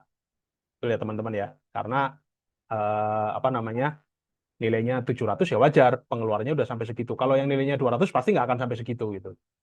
Nah, pas nanti akan nginput, katakanlah beli semen 10 juta, itu nanti akan ada ini, apa namanya, warning tidak bisa input lagi gitu, karena sudah mencapai limit gitu. Jadi yang dimaksud limit adalah itu. Tapi untuk proyek-proyek yang lain yang nilainya masih 200, 400 nggak ada masalah, selama pengeluarannya belum mencapai 500. Nah, jadi teman-teman mau pilih yang limitnya di mana, itu tergantung nilai proyeknya teman-teman di mana. Itu kenapa seperti ini juga, karena memang namanya kontraktor itu kan range kemampuannya itu kan juga bervariasi sekali ya. Ada yang memang kisaran seratusan, ada yang sampai 500, ada yang 1 miliar, bahkan ada yang berarti kalau teman-teman proyeknya antara 2, 3, 4 miliar ya ambillah yang limitnya 5 miliar. Kira-kira seperti itu. Itu. Ah, ini Itu aplikasinya belinya di mana, Pak? di saya. Oh, di sana. Di Bapak sendiri ya. Ya. Ya, Ini nanti ada yang saya bertanya chat nih. pribadi aja, Pak. Aplikasinya bisa dipakai selamanya atau ada masa waktunya? Ini pertanyaan bagus. Jadi, Benar, benar. ini beli sekali aja, bukan langganan. Kan banyak tuh aplikasi yang online-online biasanya langganan tuh. Nah, satu lagi saya sampaikan ke teman-teman, ini juga kenapa saya dulu bikin ini, karena kan sebetulnya aplikasi keuangan itu kan banyak tuh beredar. Cuma yang khusus untuk kontraktor tuh masih sangat jarang. Jadi contoh kayak Zahir, Akuret, itu kan banyak tuh. Tapi itu adalah aplikasi umum. Aplikasi untuk toko, untuk rumah makan, pabrik. Nah, begitu kita terapkan untuk proyek, itu ribet gitu. Perlu setting-setting ulang lagi gitu. Tapi kalau untuk warung, untuk rental, untuk laundry, oke aja gitu. Masalahnya kalau untuk proyek kan tidak sesimpel itu. Seperti tadi ini kan ya, saya contoh-contohkan kan, ada sampai ke stok gudang, ada proyek ini materialnya sudah berapa gitu, ada RAP, ada realisasi gitu. Kurang lebih seperti itu. Nah, ini tinggal teman-teman ya sesuai kebutuhan aja. Nah, terus ada banyak pertanyaan begini. Contoh nih, sekarang ngambil yang 500 juta karena memang proyeknya nilainya 300, 400. Tapi suatu saat dapat proyek yang nilainya 800. Itu kayak apa itu? Kan kena limit tuh gitu kan. Nah, ini tinggal upgrade aja. Nah, kalau upgrade itu cuma tinggal bayar selisihnya gitu. Contoh, ini kan sudah bayar anggaplah ini 2 juta ya. Sementara yang 1 miliar harganya kan 2.500.000. Berarti cuma tinggal bayar selisihnya aja gitu. Itu kira-kira teman-teman. Jadi bukan beli baru gitu ya. Berarti tinggal berapa ini? 2 juta ke 2,5 juta. 500.000 lah, Pak. Ya, betul, betul gitu. Nah, nanti kalau misalnya Yang upgrade lagi ya penting tinggal upgrade lagi aja gitu. Pak, Ya, tanya dong. ya silakan. Misalkan kan ini kan kalau dinilai harganya itu kan dari nilai total proyek ya. Ya, Kalau misalkan total proyeknya misalkan ada di 5 titik, jumlahnya 2 miliar atau 1 miliar bervariasi tuh. ya, Tapi totalnya lebih dari 5 miliar misalkan Ya. kayak gitu. Taruhlah 10 atau 20 miliar ya. totalnya jadinya gitu kalau di total kayak gitu. Nah, itu Ya. gimana itu kalau gitu? Yang dihitung bukan totalnya, Pak. Mau Bapak kan gini, yang dihitung adalah per project. Jadi yang kena limit itu project yang bersangkutan aja, Pak. Sampai sini bisa dipahami, Pak. Jadi contoh nih, Pak. Katakanlah Bapak nilai projectnya rata-rata 2 miliar ya, Pak ya. Rata-rata 2 miliar. Bapak punya 100 titik. Kan berarti 200 miliar tuh totalnya, gitu kan. Hitungannya itu bukan seperti itu, Pak. Hitungannya tetap Bapak limitnya 2 miliar. Mau 1 titik, mau 10 titik, mau 100 titik, nggak ada masalah. Karena yang dihitung bukan akumulasi. Bukan akumulasinya, Pak, tapi per proyeknya. Jadi contoh, Bapak punya punya 10 proyek nilainya 2 miliar, sama satu proyek nilainya 6 miliar misalnya, Pak. Kan berarti kalau di total itu 20 tambah 6, 26 miliar. Bapak ngambil yang 5 miliar. Yang masing-masing 2 miliar itu nggak kena limit. Tapi yang 6 miliar itu nanti ketika dia mencapai 5 miliar itu kena limit, nggak bisa input gitu, Pak. Jadi bukan akumulasinya. Yang kena limit itu cuma satu proyek itu aja, Pak. Yang di atas limit itu gitu. Jadi bukan total dari semuanya, Pak. Jadi total pengeluaran per proyek, bukan akumulasi gitu, Pak. Gitu.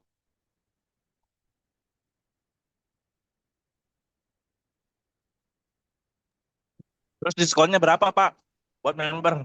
Ah, mantap. Bentar, ini ada sebelum ngomong diskon ya. Apakah ada perbedaan dari masing-masing paket tersebut berpengaruh pada menu dan tools?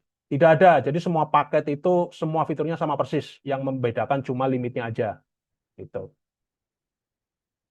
Gitu. Ini sekalian aja ya.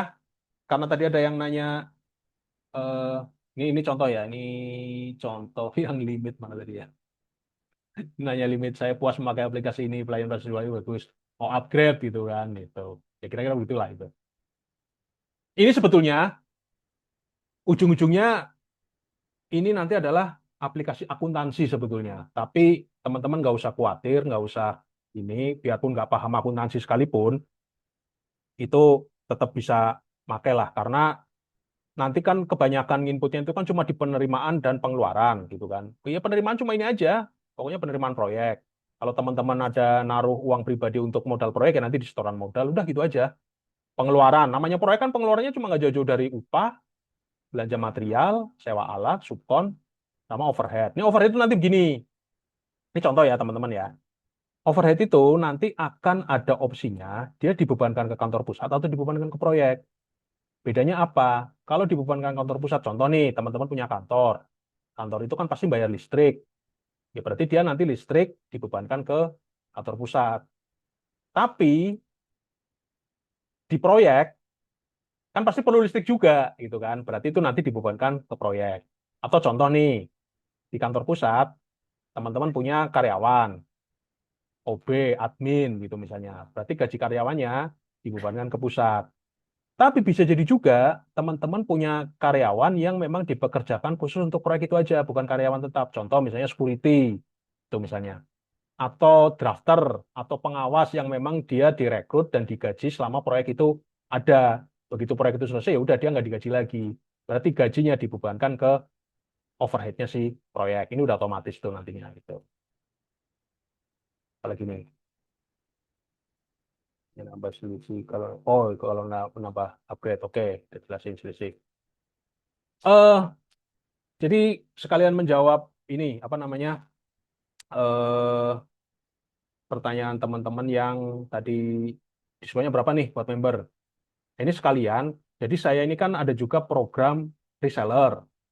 Jadi saya yakin teman-teman di sini juga mungkin kan ada teman-teman kontraktor yang lain kan atau misalnya apa eh, kebetulan suplai material atau apa suplainya ke kontraktor lain yang mungkin belum ada di grup ini lah, belum belum gabung gitu.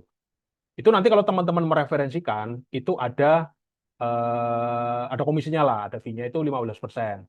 Nah, jadi sekalian aja karena tadi ditanyakan. Jadi khusus buat member grup ini semuanya sama lah, dapat diskon juga. Jadi meskipun tidak mereferensikan tapi diskonnya sama, 15% gitu. Kira-kira seperti itu gitu. Mungkin ada yang mau ditanyakan lagi. Ini yang beli ini macam-macam ya. Jadi memang ada juga yang sebetulnya dia di luar limit. Kan saya itu sejauh ini limit tertinggi kan 30 M ya. Ada memang yang beli di 30 M ada ini biasanya teman-teman ini kontraktor pemerintah nih yang ngerjain infrastruktur. Eh, tapi waktu itu ada yang dia malah di atas ini gitu. Di atas 30 M itu. Kalau nggak salah 40 M apa ya. Jadi dia berapa ya? 10 kalau nggak salah. Rata-rata paling banyak sih 5 sampai 10 M banyak. Ini 8 juta. 8 juta ini berarti berapa ya?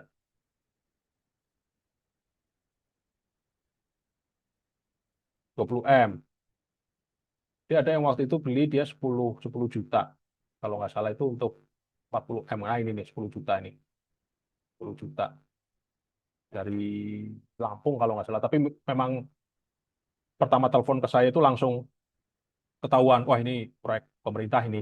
Biasa ngerjain jalan. Jalan kan nilainya lumayan tuh. Lumayan besar-besar itu.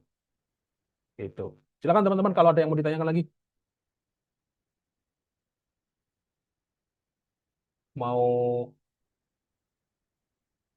aplikasinya Om, kah berarti atau nanti kalau misalkan beli kita bingung, bisa langsung tanya jawab kan atau gimana nanti nih? Misalkan saya beli aplikasinya nih, kayak gitu. ya Terus nanti suatu saat saya bingung nih buat nginput segala macamnya. Itu nanti dibantu kan atau gimana? ya jadi sebetulnya itu sudah satu paket ya, sudah satu paket dengan pembelian aplikasi ini sebetulnya bahkan misalnya diskusi atau konsultasi itu bukan hanya masalah aplikasi ini aja. Kalau hanya sekedar tanya bingung atau gimana itu kan wajar lah. Pasti awal-awal itu biasanya itu. Awal-awal make sampai 1 sampai 5 kali itu biasa meskipun ada video tutorialnya pasti ada lah bingung-bingungnya gitu. Tapi itu nanti bebas, nggak ada batasan waktu sampai kapanpun. Ibaratnya mentoring lah ya, mentoring atau coaching nggak terbatas hanya kebingungan mau menjalankan aplikasi ini gitu. Apapun itulah itu. Misalnya di luar aplikasi ini tapi masih ada hubungannya sama cost control, ada hubungannya sama proyek, ya kita bisa diskusi itu. Itu nggak ada batasan waktu. Diskusi itu kan macam-macam ya, bisa via WA, telepon, email, bebas gitu. Zoom juga boleh gitu. Untuk reminder tanggal deadline apakah ada? Ini maksudnya tanggal deadline apa ya? Dari KUI 345. Deadline proyek atau deadline aplikasi atau deadline apa? Pertanyaan ini. Bagus ini pertanyaannya. Cuma saya belum belum belum nangkap deadline-nya deadline apa. Oh, tanggal deadline bayar hutang, jatuh tempo maksudnya. Ada, kelihatan. Tapi memang untuk yang ini ya, untuk yang ini sekarang ini, itu kita harus melihat sih, bukan langsung reminder. Jadi ngelihatnya itu di sini. Tinggal relasinya siapa itu. Misalnya tadi inilah toko duit.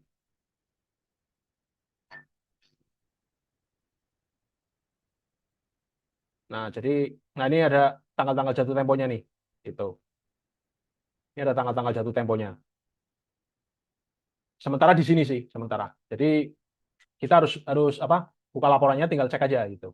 Belum misalnya keluar notif kayak gitu belum sampai ke situ. Mudah-mudahan bisa jawab. Data data diplomasi ini bisa dipakai untuk audit BPK. Wah, ini gimana nih? Mungkin bisa share. Maksudnya data diplomasi ini apa ini? Kalau yang sudah-sudah sih yang pernah pas ini sih sama pajak sih.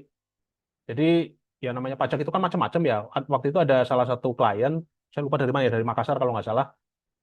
Eh dari proyeknya itu dari pajaknya minta disuratin minta rincian, istilahnya nggak percaya lah, kalau kan gini, kalau pajak itu kan katanya padahal sebetulnya kalau konstruksi sepertinya sudah final ya itu, tapi entah gimana si pajaknya itu minta rincian belanja materialnya betul apa enggak segitu gitu. Nah untungnya kan sudah ada di sini, tinggal di ini aja dari laporan rincian biaya material di print dah itu. Gitu. Data BU bisa dipakai untuk audit BPK. Aplikasi ini maksudnya gimana nih? Bisa dijelaskan mungkin? Bisa ini aja mungkin Pak Firmon Syafri. Gimana Pak? Menarik nih. Mungkin ini bisa referensi buat teman-teman yang lain juga nih. Kalau terkait sama BPK atau gimana nih Pak? Silakan Pak. Maksudnya data ini di aplikasi ini, Mm-mm. kalau kita ada audit dari BPK, Pak, bisa Mm-mm. ini datanya aja yang kita pakai, Pak, gitu. Ya bisa aja Pak. Kan ini kan real kan Pak. Ini kan pengeluarannya Bapak real kan. Ya kecuali Bapak di sini ada memasukkan transaksi fiktif ya itu beda cerita kan. Tapi kalau intinya di sini kan laporannya kan macam-macam. Tinggal misalnya mau laporan laba rugi. Ini kan sudah rincian nih Pak. Laba rugi per proyek ya misalnya ya. Nah ini kan laba ruginya nih. gitu kan, sudah dibayar sekian gitu kan, KPP-nya sekian, overhead-nya sekian. Nah, berarti per saat ini kan memang belum selesai kan, belum belum dibayar seluruhnya gitu. Kayak gini. Tapi kalau mau minta detailnya lagi, ya tergantung detailnya mau minta apa gitu. Realisasi pengeluaran materialnya, realisasi bayar subkonnya atau apanya, ya silakan aja gitu. Atau seluruh transaksinya mau di print rinciannya, boleh juga Pak itu. Kan tinggal ini aja. Nih, ini kan rincian transaksi nih, jurnal semua yang diinput. Ya tinggal di ini aja, tinggal di filter berdasarkan proyek. Misalnya ini kantor Desa Sukajaya. Nah, ini sudah ke filter khusus untuk Desa Sukajaya. Total ada 236 transaksi, bisa kita cetak gitu, Pak. Nah, ini untuk proyek tertentu aja ini, nggak seluruh proyek nih. Ini Bapak Bapak print, BPK minta, nih kasihkan gitu. Itu juga bisa, Pak. Nih, tanggal sekian beli ini gitu. Ini bisa Pak, Bapak print, Bapak kasihkan ke BPK gitu. Kan Bapak nggak perlu repot-repot lagi apa misalnya mencatatnya manual tuh Pak. Kan Bapak mencatat manual biasanya kan. Nggak perlu misah-misahin lagi sudah gitu. Tergantung yang diminta sama BPK apa gitu. Tapi intinya semua data ini ada gitu Pak. Gitu. Oke Pak, makasih Pak. Berarti Ya, bisa dicetak Pak ya? bisa Pak. Ya. Ini pertanyaan bagus nih. Mas Wahyudi, untuk hasil report atau laporan di aplikasi ketika diekspor file ke PDF file, apakah bisa dimasukkan ke atau logo usaha? Oh, pertanyaan bagus.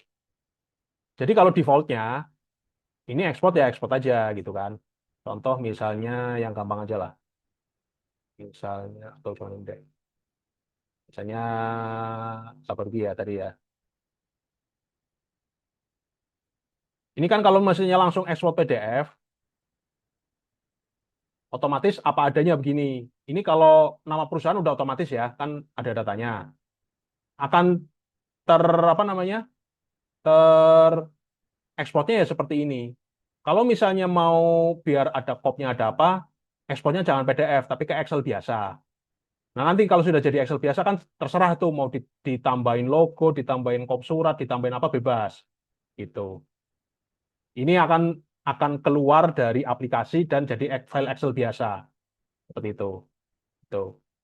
Jadi bebas kalau PDF ya apa adanya seperti ini, tapi kalau mau ditambahin logo apa ya ekspornya ke Excel gitu.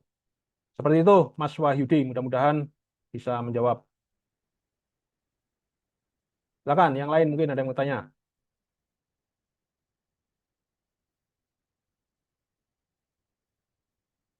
Ini di sini saya ini kan aja ya, atau nanti di grup aja lah untuk yang order-order ya, di grup atau Japri lah, itu teman-teman. Tapi kalau mau anunya, saya yang info tadi ya, ini linknya nih. Silakan teman-teman, mungkin ada yang lain yang mau ditanyakan.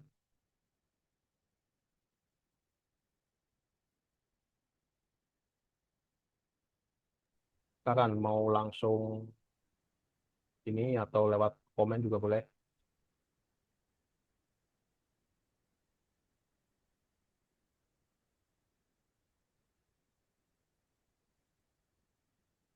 Bentar, ini ada yang chat lagi.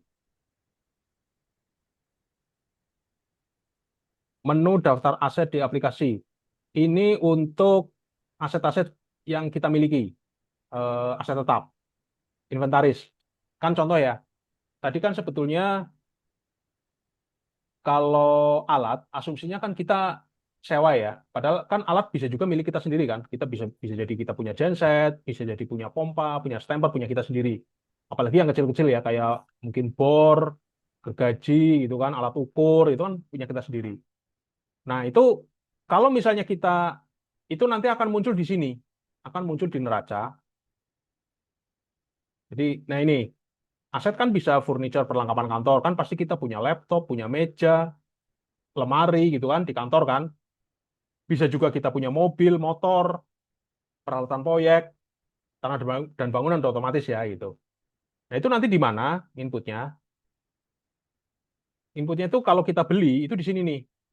pengadaan aset tetap. Itu. Kita beli motor, beli meja, kursi, beli peralatan proyek di sini. Gitu. Tinggal kategorinya apa nih? Itu kan. Bangunan, barang elektronik, bor itu. Ini nanti bisa kita tambahkan kategorinya. Tapi intinya di sini. Terus yang namanya alat tetap itu kan dia ada penyusutan. Nanti tinggal kita input di sini. Karena namanya alat apa namanya peralatan proyek itu pasti punya umur. Contoh kayak misalnya mobil kita susutkan dalam waktu 5 tahun. Supaya apa nanti di laporan keuangan itu bisa bisa menjadi biaya dan akan mengurangi pajak gitu. Itu teman-teman nggak usah pusing-pusing gimana lah. Pokoknya sudah ada di sini lah gitu.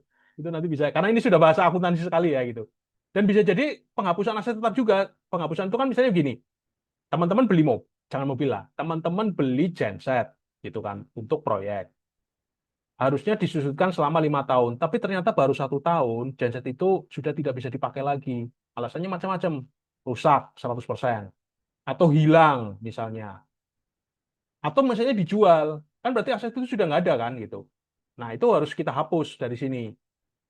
Supaya apa? Supaya nanti di laporan neraca itu jadi nggak ada gitu. Itu semuanya ada lah di sini pokoknya. Nah pertanyaannya tadi itu untuk apa? Ya supaya kita tahu daftar inventarisnya kita, aset tetapnya kita tuh apa saja. Ini daftarnya nih, contoh nih.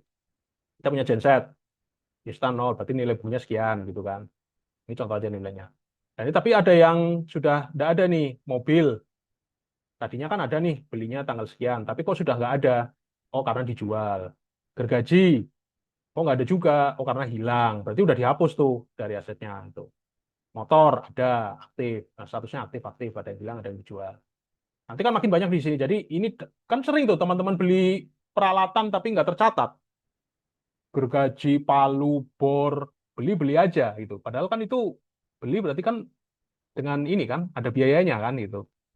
Tapi tidak terlaporkan gitu. Kira-kira begitulah. Yang lain mungkin, silakan. Jika asetnya sewa, nah kalau asetnya sewa berarti bukan asetnya kita. Kalau sewa berarti di sini biaya proyek, sewa alat itu di transaksi sewa alat itu kan ada ya ini pilih-pilih proyeknya sama itu kan. Ini misalnya pemilik alatnya siapa? Ini sudah kita setting ya vendor-vendor ini sebelumnya. Alatnya apa? Alat itu dengan material database-nya sama. Jadi tinggal kita ini kan aja misalnya SK, ekskavator. Tuh. Udah gitu aja. Sewanya berapa jam? Ini udah otomatis. Jadi kita settingnya tuh di sini. Kalau vendor, nih di sini, di mana ya? Subkon dan supplier. Nih, kalau ada yang baru ya kita tambahkan aja. Misalnya pemilik alat namanya siapa, ya kita tambahkan aja di sini. Nah, kalau mau menambahkan alatnya, ini nih data alat dan material. Nah, ini kan ada nih semua di sini. Tapi ini memang alat dan material ini satu satu database ya, gitu, digabung di sini. Gitu kira-kira. Jadi kalau mau menambahkan ini kan towing Exa, ini kan alat nih. Concrete pump ada nggak coba? Nah, concrete pump itu kan pasti sewa. Itu. Jadi kalau sewa berarti memang bukan asetnya kita gitu. Kalau sewa malah justru itu gampang karena memang benar-benar pure biaya. Gitu. Itu Mas Wahyu, Mas Wahyudi. Ya, silakan. Kalau ada yang lain lagi. Boleh tanya lagi, Pak? Ya, silakan Pak Nan. Iya, aplikasi ini Pak kalau diakses bersamaan di misalnya di tim ada yang purchasing, ada yang logistik yang mengurusi alat, menginput transaksi dengan mencatat peralatan tadi bersamaan itu bisa ya Pak? Bisa. Jadi misalnya yang khusus data peralatan sendiri gitu ya, khusus material sendiri gitu ya. Ya, maksudnya diakses bersamaan dua device berbeda. Betul, bisa. Jangankan dua Pak, lebih dari Bisa dua Pak? juga bisa nggak masalah. Oh, Cuma memang multiple cuma memang user ya. kendalanya nggak bisa berbarengan Pak, harus gantian tetap gitu. Karena Oh, satu tetap akun berarti Pak ya? ya tetap satu akun dan ada delay. Kan bagaimanapun ini nanti kan dibuka dari laptop masing-masing, flash masing-masing. Iya. dia ngirim ke Google Drive-nya itu tetap ada delay sekitar 30-an detik gitu. Jadi tetap harus online Iya. juga gitu. Jadi nggak bisa berbarengan. Karena ini bukan dari Google Sheet. Kalau Google Sheet kan bisa berbarengan tuh gitu. Jadi Google Drive Iya itu hanya betul. sebagai sarana Setuju. aja, hanya sebagai sarana. Ini Google Drive ini device, semua harus kesini dulu gitu loh. Terus begini, begini gitu, gitu kira-kira. Tapi bisa hanya nggak bisa berbarengan aja. Misalnya yang penting jangan berbarengan aja, bergantian kayak gitu. Tapi masing-masing dari device-nya masing-masing gitu. Tinggal janjian aja. Kamu jam sekian sampai jam sekian ya ngisi material. Tapi kan nggak namanya di proyek itu kan misalnya mencatat purchasing kan paling nggak mungkin terus-terusan kan. Misalnya dalam waktu sehari, ya udah fokus aja misalnya khusus input material misalnya sore-sore kah atau pagi-pagi kayak gitu. Nggak mungkin terus-terusan. Beda sama toko atau apa retail itu kan yang transaksinya itu kan cepat sekali gitu kan.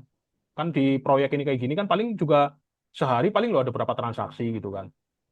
Gitu. Nggak masalah. Yang penting tidak berbarengan gitu. Betul. Gitu. Ya. Ya. Silakan ada lagi yang lain. Mungkin ini kita sampai jam berapa ya nih? Mas Solis. Silakan teman-teman, bebas aja lah waktunya. Udah nyantai aja nih.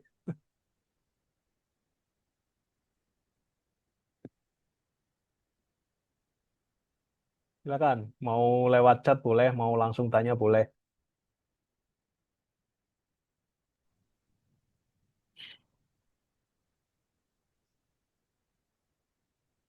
Kalau saya sih sebelumnya memang sudah review aplikasi ini Pak dan memang sangat tertarik. Oke. Mungkin karena basic saya memang sebenarnya lulusan akuntansi Pak. Wah, Iya, jadi tapi setelah Zoom ini saya baru lihat ternyata bisa connect langsung laporan keuangan tadi ya, Pak. ya Itu betul. modelnya sudah ya mirip lah seperti lapor lapor pajak. Untuk lapor pajak juga sudah bisa dipakai tadi. Ya, betul. Karena Untuk laporan materi lapor pajak sampai neraca juga ya. betul, neraca, laba rugi juga bisa konsolidasi. Ya, ini kalau bicara akuntansi ya udah paham ya pasti konsolidasi ya. Konsolidasi itu artinya Iya, secara perusahaan berarti gabungan dari seluruh proyek gitu. Atau bisa juga per proyek kan kita sering bahkan pengen tahu juga kan per proyek kan, proyek A, proyek B, gimana kan laba ruginya kan gitu. ya betul Pak. Bahkan tadi ada penyusutan aset juga sudah ada Betul, juga, makanya betul, cukup lengkap Pak. Cuma betul, kendalanya saya betul. eh, apa untuk sekarang proyek yang sedang berjalan sudah terlanjur pakai platform yang lama. Oh, oke. Ya, Pakai apa, Pak? kebetulan saya pakainya Akurat. spreadsheet Pak, Google Spreadsheet. Oh, berarti bikin sendiri. Buatan sendiri juga Pak. Iya, Ya kalau bikin kebetulan sendiri Pak ya. Adnan ini kan background akuntansi. Iya, Ya, hampir mirip, oke. tapi yang aplikasi Pak Bapak ini jauh lebih lengkap. Ya, dashboardnya hampir mirip juga Pak. Oke, siap, siap, siap. Tapi Ini dengan aplikasi ini saya lihat ini sudah lengkap sekali lah untuk proyek konstruksi. Sudah karena kalau saya lumayan Pak. gini, saya jujur aja ya, background saya kan bukan akuntansi. Saya kan sipil kan sebetulnya. Ya, Saya sebetulnya bikin ini itu mindsetnya karena dulu itu di cost control. Jadi dari awal tuh memang sebetulnya berangkatnya itu justru dari realisasi material, realisasi biaya kayak gitu. Awalnya dari situ dibangunnya. Dari situ dulu nih, dari mindsetnya kontraktor dulu nih gitu. Mungkin kalau Pak Anan karena backgroundnya ya, akuntansi kan mindsetnya udah laporan dulu kan, laporan keuangannya dulu kan, mungkin kan gitu. Nah, ya saya justru laporan-laporan benar kayak dulu. neraca laba rugi itu belakangan malah sebetulnya ngikutin gitu. Jadi saya Oh, belajar akuntansinya itu di belakang. Mau nggak mau nih harus hmm. harus ini kan pasti yang namanya akuntansi kan berarti ada debit kredit kan. Di jurnalnya itu kan ada debit kredit. Ya betul. Ini teman-teman ini nggak usah Iya, nggak iya usah betul. pusing-pusing mikirin debit kredit. Begitu misalnya input input namanya pengeluaran gitu ya, biaya. Ini sudah Iya, otomatis nih yang ke posting yang debit yang mana yang kredit yang mana tapi teman-teman nggak tahu itu gitu. Di depan ini nggak ada kayak gitu-gitunya. Padahal kan iya. kalau kita bicara aplikasi keuangan kan pasti akan ada mana yang debit mana yang kredit gitu kan. Itu. Ini ada pertanyaan dari Mas Wahyudi lagi, menu aplikasi penginputan data, apa perbedaan dari data proyek dan data divisi pekerjaan? Jadi begini, ini sebetulnya divisi pekerjaan itu request juga dari salah satu user dulunya. Jadi kalau proyeknya itu besar, contoh kayak proyek jalan raya, itu ternyata mereka kadang-kadang terbagi lagi nih, satu proyek ada divisi lagi. Contoh proyek jalan raya paket 1 gitu misalnya ya, sepanjang 30 enggak 30 kilo lah, sepanjang 10 kilo misalnya. Nilainya 30 M. Ternyata itu nanti dibagi-bagi lagi tuh. Khusus pekerjaan struktur jalan, nanti ada drainase, ada jembatan, ada rambu-rambu, ada divisi-divisinya. Jadi kayak ada subproyek lagi gitu loh, meskipun kontraknya sama, kontraknya satu. Jadi si user ini kepengen tahu dari keseluruhan ini begini, nanti per divisinya itu masing-masing berapa gitu. Tapi kalau teman-teman ini sebetulnya divisi ini bisa diabaikan. Jadi secara default satu proyek ini ya sudah satu divisi sebetulnya. Seperti itu Mas Wahyu. Jadi ketika kita input project sudah otomatis divisinya itu tercreate gitu loh. Kalau divisinya nggak tercreate, ya itu berarti divisinya ya cuma satu itu aja, satu project itu gitu. Tapi kalau mau dipecah, contoh misalnya bukan jalan, misalnya bangunan, gedung, tapi nilainya besar sekali dan proyeknya juga sangat kompleks. Nanti dipecah lagi tuh, divisi fondasi sendiri gitu misalnya, divisi struktur sendiri, divisi arsitektur sendiri, landscape sendiri, MEP sendiri kayak gitu. Itu semata-mata cuma untuk biar ini aja, membreakdown aja gitu. Tapi saya rasa kalau proyek-proyeknya kayak rumah tinggal, eh, apa gedung, meskipun nilainya besar tapi nggak kompleks, saya rasa nggak perlu lah, nggak perlu dipecah jadi divisi-divisi lagi gitu. Seperti itu, Mas Wahyu.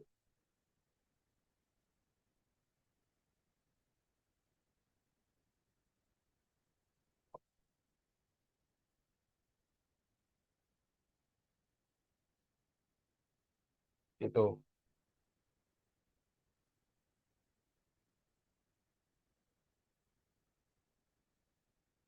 Terima kasih sama-sama, Mas Wahyu. Oke, ada lagi nggak? Tadi G, Pak Elvan. mau nanya sebentar. Yang tadi itu mengenai apa namanya tentang RAP dan RAB. Terkadang kan yang saya sebutkan tadi kelewatan di Bendrat, di Paku, mata pisau granit, terus mata pisau besi. Terkadang kan itu juga salah satu beban. Kita hitungnya kan sebenarnya cuma kadang dua lah. Tapi ternyata setelah diakumulasi di belakang, wah gede ternyata. Nah, biasanya dari RAP sendiri itu overhead-nya itu berapa persen sih, Pak? Jadi ada pakemnya nggak? Semisal kata Pak Hadi tadi kan pasti nggak benar-benar 100% nih kita pakai aplikasi ini juga. Pasti ada meleset. Nah, kita ngasih spare kapasitas gitu kita ya? meleset itu apa? Iya, itu Ngasih sih. spare berapa gitu ya? Nah, itu nggak ada patokan ya, Pak? Itu nggak ada patokan ya. Itu nanti lama-lama teman-teman akan hafal sendiri berdasarkan kebiasaannya teman-teman. Jadi contoh, biasa selama ini bikin RAP, makanya kalau punya data, itu itu akan jadi acuan. Itu jadi data historisnya teman-teman. Jadi contoh misalnya, biasa kalau saya memperkirakan besi 100, kok selalu realisasinya 110. Oh, berarti saya harus nambahin 10% kayak gitu. Nah, masalahnya entah itu 10, entah itu 5, entah itu 90, itu kan beda-beda, Pak. Masing-masing ini, masing-masing dari teman-teman itu. Itu kebiasaannya teman-teman itu nanti itu akan sangat mempengaruhi, Pak. Nggak ada acuan, Pak. Jujur aja, Pak.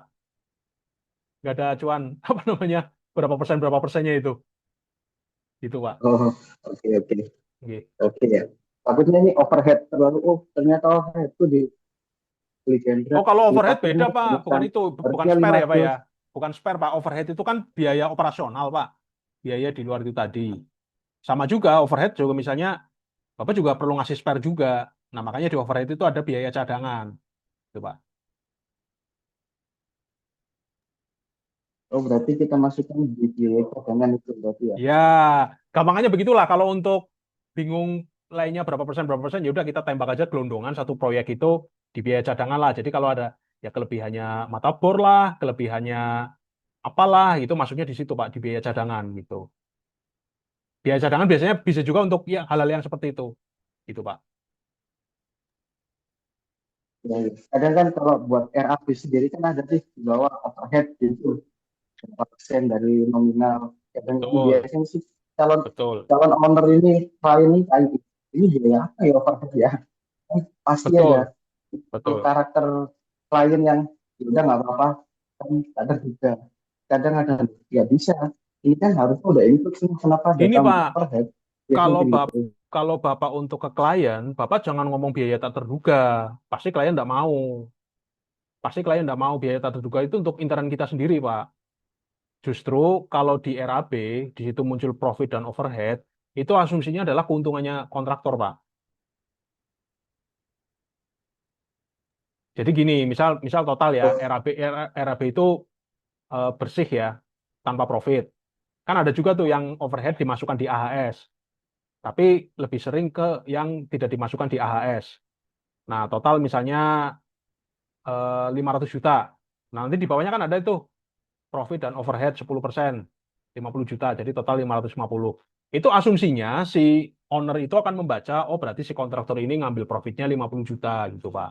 Itu kan masih masuk akal. Padahal bisa jadi kalau kita hitung RAP di breakdown ya, tapi ini dapurnya kita, Pak. Si kontraktor, si owner jangan tahu gitu, itu dapurnya kita. Kan nggak mungkin kita untungnya cuma 50. Pasti kita naikin lah. Jadi RAB-nya itu sebenarnya udah kita spare juga di situ gitu. Gitu, Pak. Tapi itu dapurnya kita.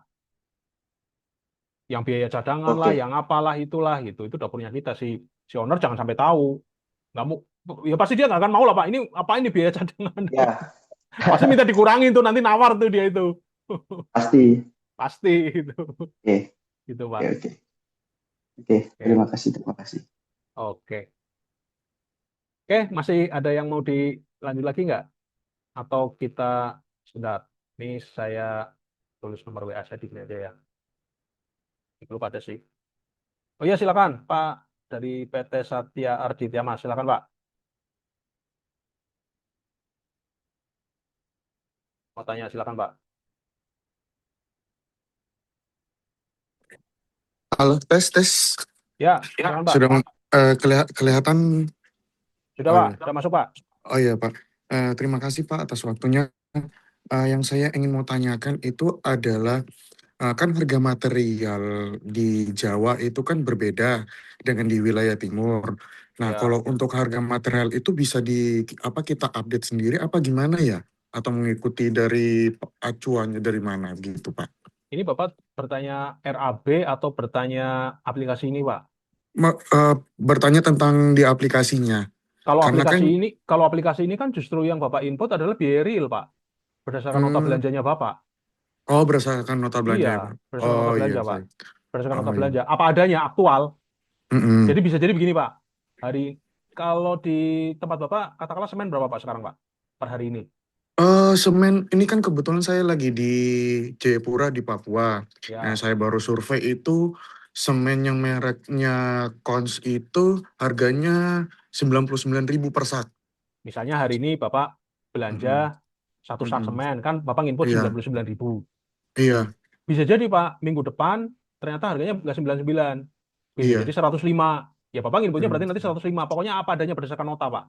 Gitu. Masakan nota ya, Pak. Iya, beda Oh, dengan iya. RAB. Kalau RAB kan Bapak Mm-mm. penawaran nih. Itu kan Iya, harga paham, Pak. asumsi kan, harga asumsi Iya, kan. Gitu. iya. Oke, baik, baik, siap. Ini Oke, harga real lah, harga aktual lah gitu Pak. harga aktual. Apa Oke, adanya. baik. Kalau bicara akuntansi itu kan apa adanya Pak gitu. Iya, betul, betul. Gitu Pak. Oke, siap. Terima kasih. Ya, Ya, Pak. sama-sama Pak. Ya. Ya, silakan yang lain lagi mungkin. Pak, itu Ya, device-nya itu di-download di satu PC atau bisa kemana-mana Pak device nanti itu? bisa Apa kemana-mana. saya tadi pembahasannya udah kelewatan ya? Saya soalnya Nggak tadi apa-apa. on cam, Ya, off, saya on. ulangi lagi aja. Jadi defaultnya Heeh, sebetulnya kan offline. Defaultnya kan offline. heeh. Kalau default offline kan di satu PC atau laptop lah ya gitu. Tapi supaya bisa diakses dari mana-mana kan macam-macam Pak.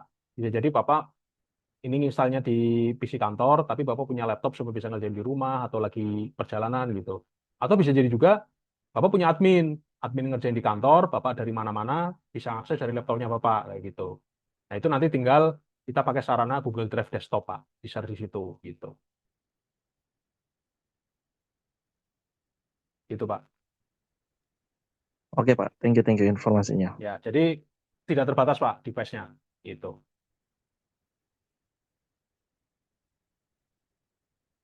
Ya, silakan, Pak. Yang lain lagi mungkin.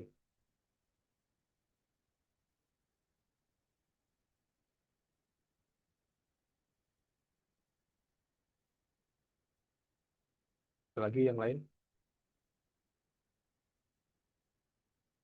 Atau kita cukupkan? Nanti selanjutnya kita bahas di grup atau gimana?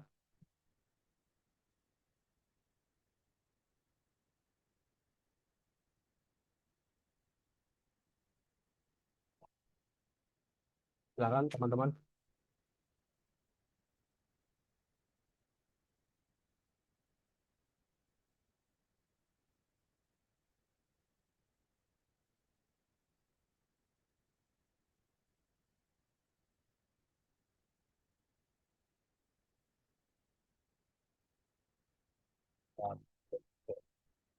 RAP proyek itu ibaratnya dapur belajar rumah tangga yang perlu sekali salah tidak menerapkan RAP bisa temukan boncos di betul. Gimana teman-teman? Masih adakah yang mau ditanyakan?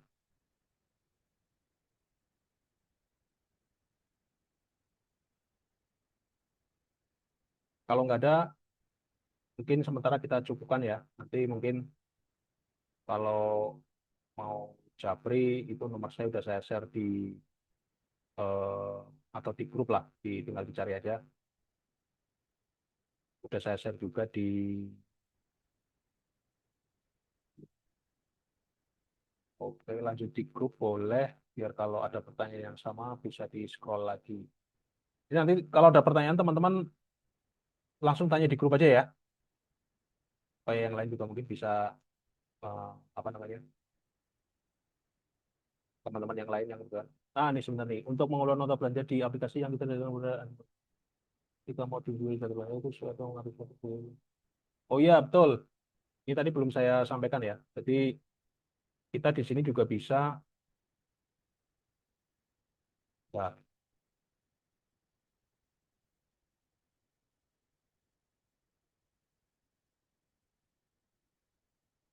kita di sini juga bisa apa namanya menginput nota. Dan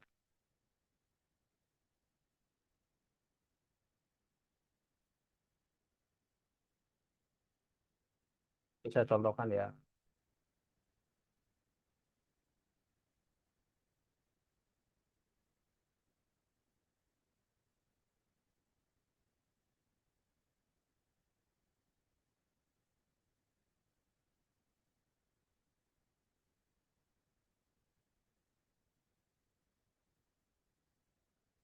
Jadi biar ini, misalnya setiap kali kita belanja gitu ya, ini kita bisa upload ininya nih, bukti transaksi. Bukti transaksi kan nota. Nah, ini contohnya seperti ini. Tuh. Jadi,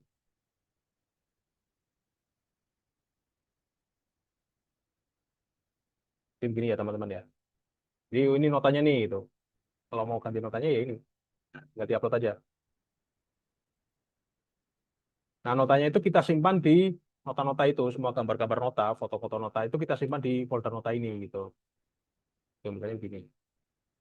Udah. Tuh. Ini transaksinya ini, notanya ini. Jadi kan kita bisa ini ya, sekaligus untuk cross check. Nota yang aslinya disimpan aja. Yang penting kan kita sudah punya bukti fotonya. Punya bukti fotonya, nanti kalau diperlukan aja. Jadi ngeceknya itu cepat, nggak perlu bongkar-bongkar nota gitu. Nih, untuk mengupload nota belanja, aplikasi yang kita diberikan kepada admin purchasing ataupun pihak logistik ketika mau distribusi data tertentu itu sesuai atau mengantisipasi terjadi pengelumpungan oleh staf kita. Oh iya, ini jadi gini, ini ada kaitannya juga dengan audit ya. Jadi nanti bisa di sini, contoh aja nih.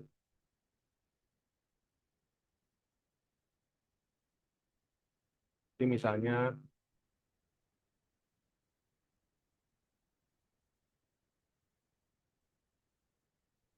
oke,